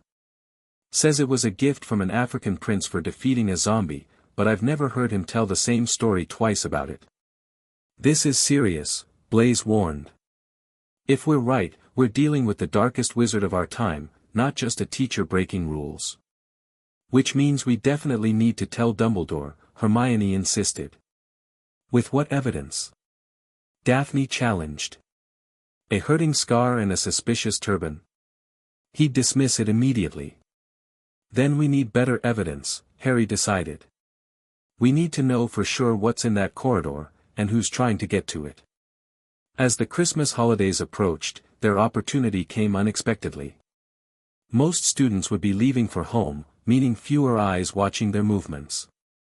Harry had signed up to stay at Hogwarts, as had Hermione, whose parents were visiting relatives in Australia. Among the Slytherins, only Daphne was remaining, her parents traveling to France for a diplomatic engagement. Perfect timing for reconnaissance, Tracy noted during their last meeting before the others departed. The castle will be nearly empty. Just be careful, Theo warned. Document everything, but don't take unnecessary risks. We're not planning to confront anyone, Hermione assured him. Just gather information. As the Hogwarts Express departed with most of the student body, Harry felt a strange mixture of anticipation and apprehension. With the castle largely empty, their small group would have unprecedented freedom to investigate, but also less safety in numbers. The morning after everyone left, Harry woke to find presents piled at the foot of his bed, the first real Christmas gifts he'd ever received. Ron had sent him homemade fudge and a hand-knitted sweater from his mother. Hermione gave him a luxury eagle feather quill. But the most intriguing gift came with no card, a fluid, silvery gray cloak that rendered the wearer invisible. An invisibility cloak. Hermione gasped when he showed it to her later. Those are incredibly rare and valuable. The note accompanying it had simply said, "Your father left this in my possession before he died.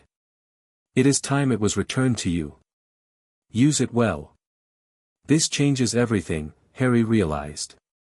With this, we can investigate the corridor without being seen. That night, Harry and Hermione huddled under the cloak, making their way carefully to the Slytherin common room entrance where they'd arranged to meet Daphne. The stone wall slid open precisely at midnight, and Daphne emerged, wrapped in a dark cloak of her own. "Here," Harry whispered, lifting the edge of the invisibility cloak. Daphne's eyes widened slightly, the closest to shock Harry had ever seen on her composed features. An actual invisibility cloak. Impressive, Potter. The three squeezed beneath it, moving awkwardly at first until they found a rhythm. Their destination, the third-floor corridor on the right-hand side. "Remember," Hermione whispered as they climbed the stairs, "we're just looking. If there's any real danger, we retreat immediately." They reached the forbidden corridor without incident. The door at the end was locked, but Hermione quickly solved that problem with a whispered "Alohomra." The lock clicked and the door swung inward. What they found behind it left them frozen in shock. A gigantic three-headed dog filled the space, all three heads snoring gently. Beneath one massive paw, they glimpsed a trapdoor in the floor. "Cerberus," Daphne breathed. "Guardian of the underworld in Greek mythology. Guardian of the stone in this case," Harry whispered back. "The trapdoor must lead to more protections." One of the dog's heads snuffled in its sleep, causing them all to stiffen. As they backed carefully toward the exit, Harry noticed a small wooden flute lying in the corner. "Music," Daphne murmured, following his gaze. "Orpheus tamed Cerberus with his lyre. Music must put it to sleep." They retreated, carefully locking the door behind them. "That's Hagrid's dog," Harry said once they were safely away. "He told me he'd always wanted a dragon, but a three-headed dog is definitely his style too." "So that's the first protection," Hermione summarized as they headed back downstairs. "A Cerberus guarding a trapdoor. Logical for the first defense," Daphne noted. "A physical barrier requiring specific knowledge to bypass. The subsequent protections are likely increasingly complex." "We should talk to Hagrid," Harry suggested. "He might let something slip about the other protections." Their investigation continued over the following days. During a casual visit to Hagrid's hut, Harry managed to confirm their suspicions. The three-headed dog, named Fluffy, to their collective disbelief, belonged to Hagrid, and various professors had indeed contributed additional protections for whatever lay beneath the trapdoor. "Shouldn't have told ya that," Hagrid muttered repeatedly, though he steadfastly refused to discuss the stone itself. More concerning was what they observed while watching Quirrell. Twice, Harry spotted the defense professor lurking near the forbidden corridor, muttering to himself. And during a late-night excursion with the invisibility cloak, Harry witnessed a disturbing scene, Snape cornering Quirrell in an empty classroom, demanding to know how far he'd gotten and whether he knew how to get past that beast. Is Snape helping him or threatening him? Hermione wondered when Harry reported this conversation. "Threatening, I think," Harry said. Quirrell was terrified. "Or putting on a convincing show," Daphne suggested. "We still don't know who's after the stone." Their most significant discovery came 3 days before Christmas, during another cloaked exploration of the castle. Harry, restless and unable to sleep, had wandered alone beneath his invisibility cloak, eventually finding himself in an unused classroom containing a magnificent mirror with the inscription, Eris stra eru oit uber kafru oit anwosi. When Harry stood before it, he saw not only himself but his parents and extended family standing behind him. The vision was so captivating that he returned the following night, bringing Hermione and Daphne. "I show not your face but your heart's desire," Hermione translated, reading the inscription backward. "It shows us what we want most." Each saw something different. Hermione saw herself as head girl, receiving awards from Dumbledore. Daphne, surprisingly, refused to share what she saw, though her usually composed expression faltered momentarily as she gazed into the mirror. On their third visit, they found Dumbledore waiting for them. Rather than punishing them, he explained the mirror of Erist's powers and dangers, warning that men had wasted away before it. He announced the mirror would be moved to a new home and advised them not to seek it again. As they left, Harry couldn't resist asking one last question. "Sir, what do you see when you look in the mirror?" I see myself holding a pair of thick, woolen socks," Dumbledore replied. "One can never have enough socks." Later, back in the library, Daphne voiced what they were all thinking: he's going to use the mirror to protect the stone. "How?" Hermione questioned. "A powerful artifact that shows deepest desires could be weaponized," Daphne explained. "Perhaps enchanted to trap those who look into it with the wrong intentions." The Christmas holidays concluded with their knowledge significantly expanded but still incomplete. When the other students returned, they shared their discoveries with the full Interhouse group. "So we know there's a Cerberus guarding a trapdoor," Theo summarized. "Various professors have added protections, and the mirror of Erist will likely play a role. And Quirrell is acting suspiciously, possibly targeting the stone," Blaise added. "With Snape either helping or hindering him." "We still don't have proof that you know who is involved," Ron pointed out. "No," Harry agreed, "but my scar hurts whenever Quirrell has his back to me." "That can't be coincidence." "So what's our next move?" Tracy asked. Daphne leaned forward. "We continue watching and gathering information. But we also prepare." "For what?" Hermione asked nervously. "For the possibility that the protections fail," Harry answered. "If that happens, we might be the only ones who know enough to stop the stone from being taken." As January melted into February and the castle grounds remained blanketed in snow, their preparation intensified. Each brought unique skills to their alliance: Harry's defense aptitude, Hermione's encyclopedic knowledge, Daphne's strategic thinking, Ron's tactical mind, Tracy's creative problem-solving, Theo's dark arts awareness, and Blaise's political savvy. They practiced spells beyond the first-year curriculum, focusing on defensive and immobilizing magic. Daphne taught them the full bodybind curse, which Neville unfortunately experienced firsthand when he walked in on their practice session. After apologizing and swearing him to secrecy, they inducted him into their group, valuing his exceptional herbology knowledge that might help identify plant-based protections.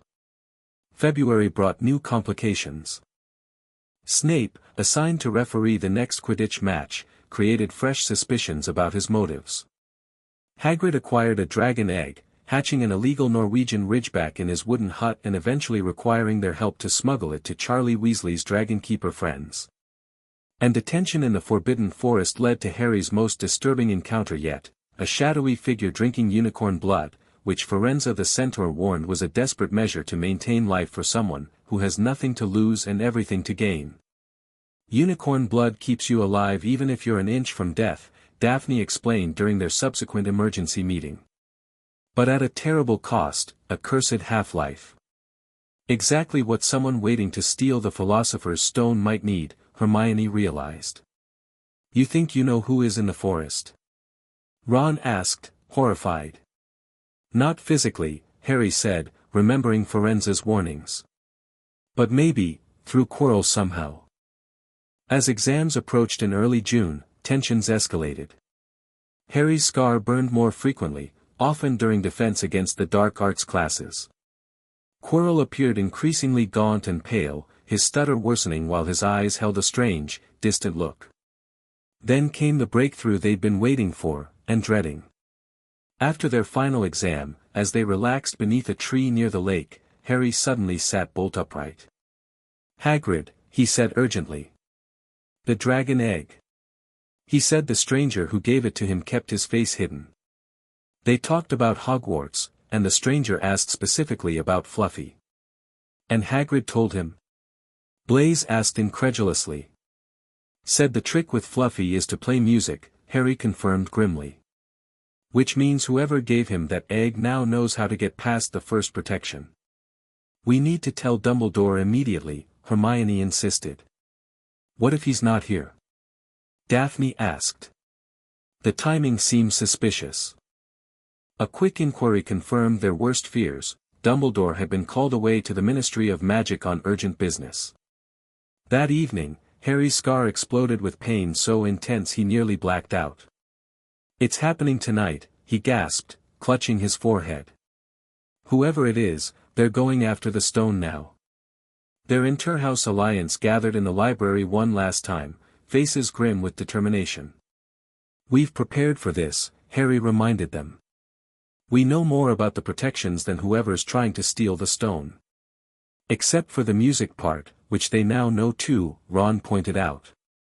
7 of us against 1 thief, Tracy said confidently. I like those odds. We should split up, Daphne suggested pragmatically. Some go to alert the remaining professors, others try to secure the stone. I'll go with Harry to the corridor, Hermione volunteered immediately. Me too, Ron added firmly. I'm coming as well, Daphne stated, her tone brooking no argument. You'll need Slytherin cunning for whatever traps lie ahead.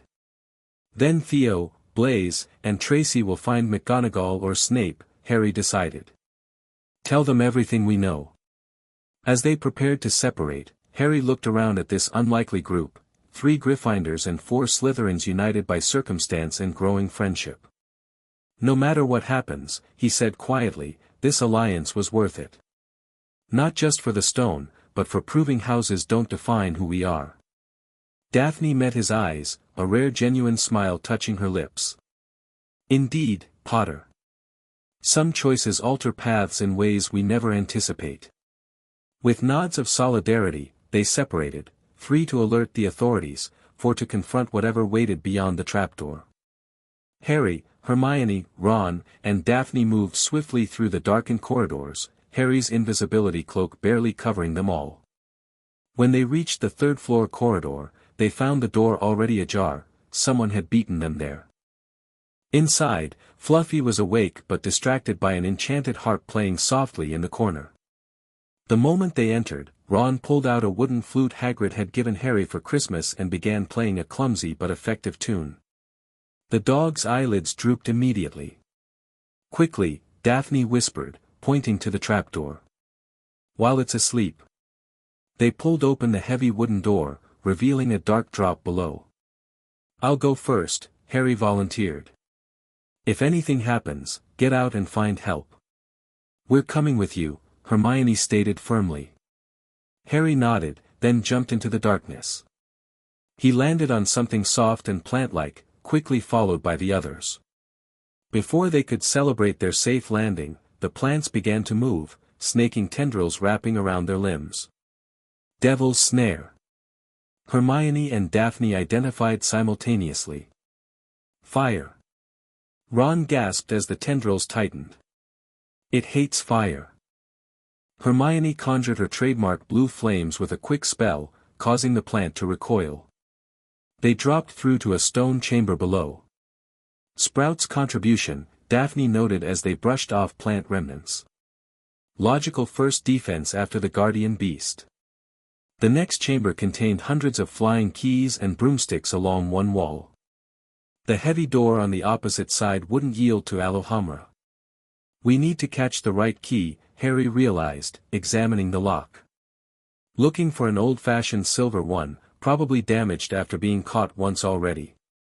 His seeker skills proved invaluable as he spotted and captured the correct key after a brief aerial chase. The door unlocked, revealing an enormous wizard's chessboard.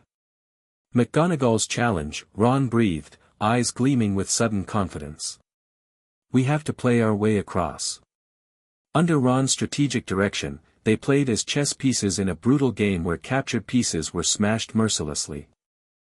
The climax came when Ron realized he would need to sacrifice himself for Harry to checkmate the king. That's chess, he said quietly before making his move. You've got to make sacrifices. He stepped forward, was struck down by the White Queen, and collapsed unconscious as Harry completed the checkmate.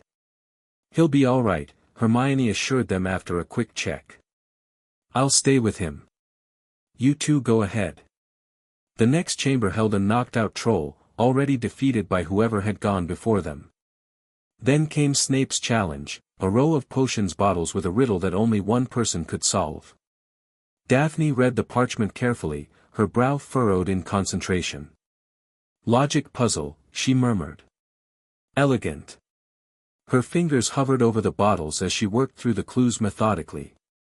This one goes forward, she finally said, indicating a small black bottle.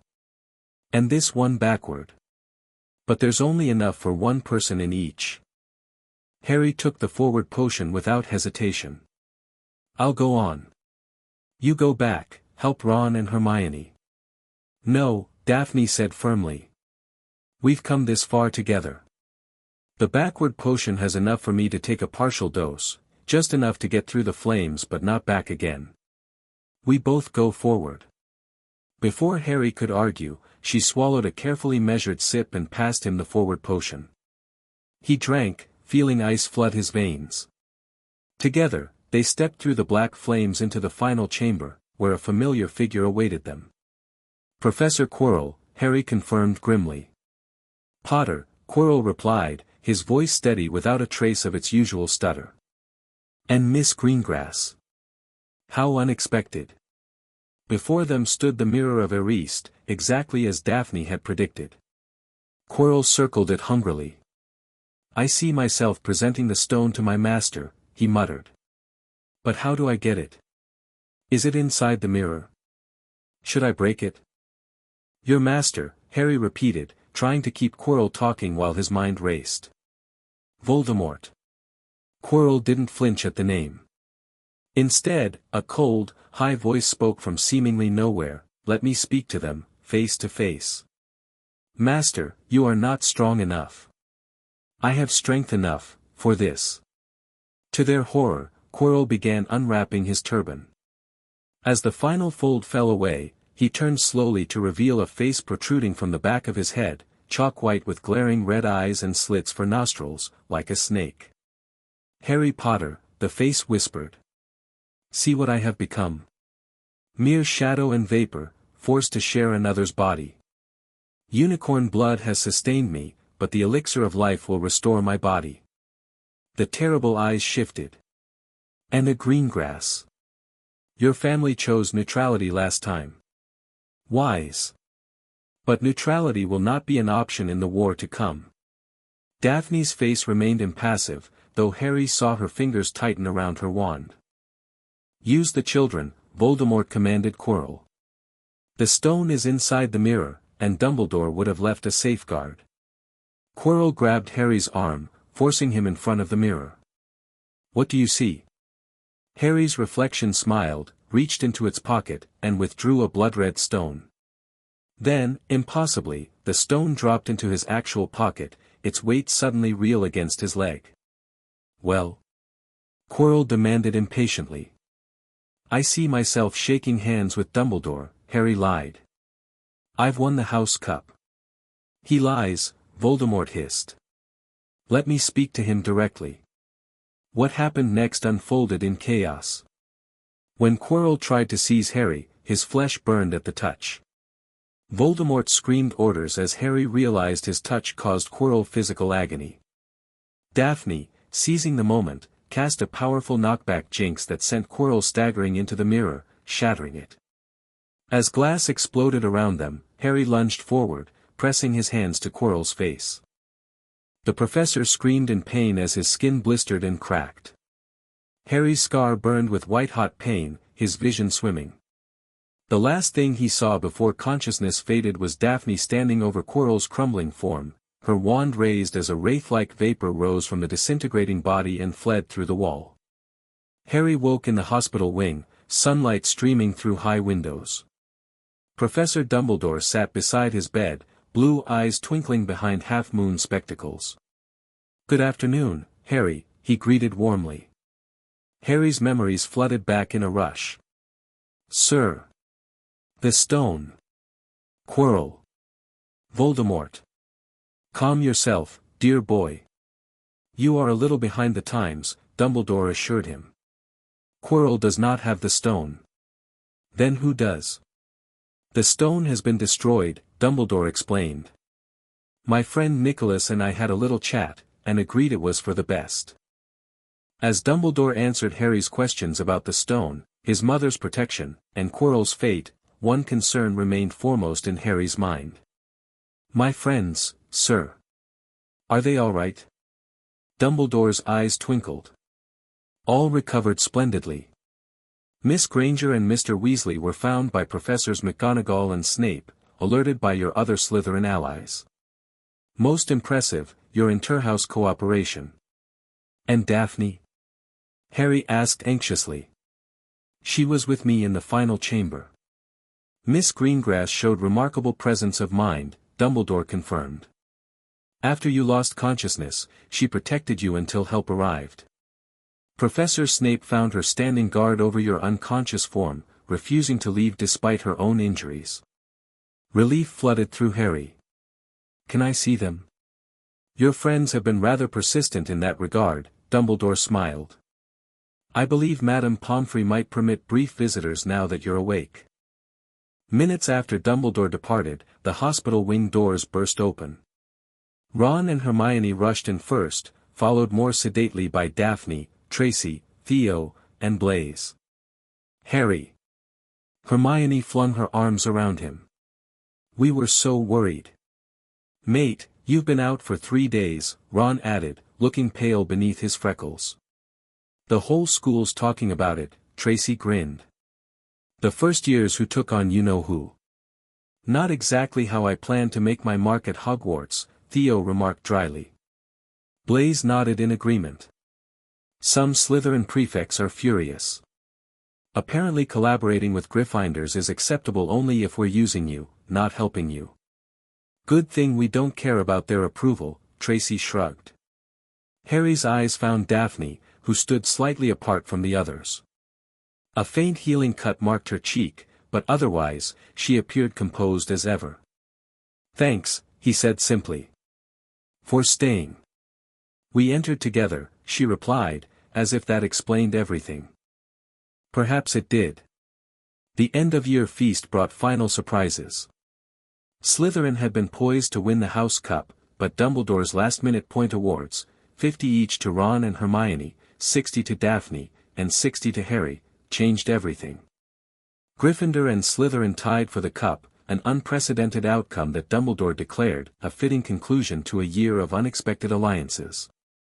As the Hogwarts Express carried them back toward London the next day, their unusual group shared a compartment, discussing summer plans and next year's possibilities. "My parents have invited you to visit in August," Daphne informed Harry casually. "They're quite interested to meet the boy who convinced their daughter to help save a magical artifact from the Dark Lord." Harry's eyebrows shot up. "Really? They're not angry?" "On the contrary," Daphne replied with the ghost of a smile. "Father says your approach to house relations has intriguing implications for future socio-political developments." Translation: "You've impressed him," Tracy laughed. "Will you come?" Daphne asked, a hint of uncertainty in her voice. Harry thought of the Dursleys, of lonely summers locked in his room, and of this new world he'd discovered, not just magic, but friendship that transcended artificial boundaries. "I'd like nothing better," he answered honestly. As the train sped toward London, Harry reflected on how a single choice, sitting at a different table on his first day, had altered everything. He'd found friends in unexpected places, challenged deep-rooted prejudices, and perhaps begun shifting the rigid house dynamics of Hogwarts. It hadn't been easy. There had been resistance, suspicion, and danger. But looking around at this improbable group, Gryffindors and Slytherins united by shared experience and growing trust, Harry knew he wouldn't change a thing. Well, except perhaps finding a less dangerous way to solidify their alliance than facing Voldemort. But there was always next year for that. The end. Thank you for watching this video. Please be sure to subscribe to our channel and like this video.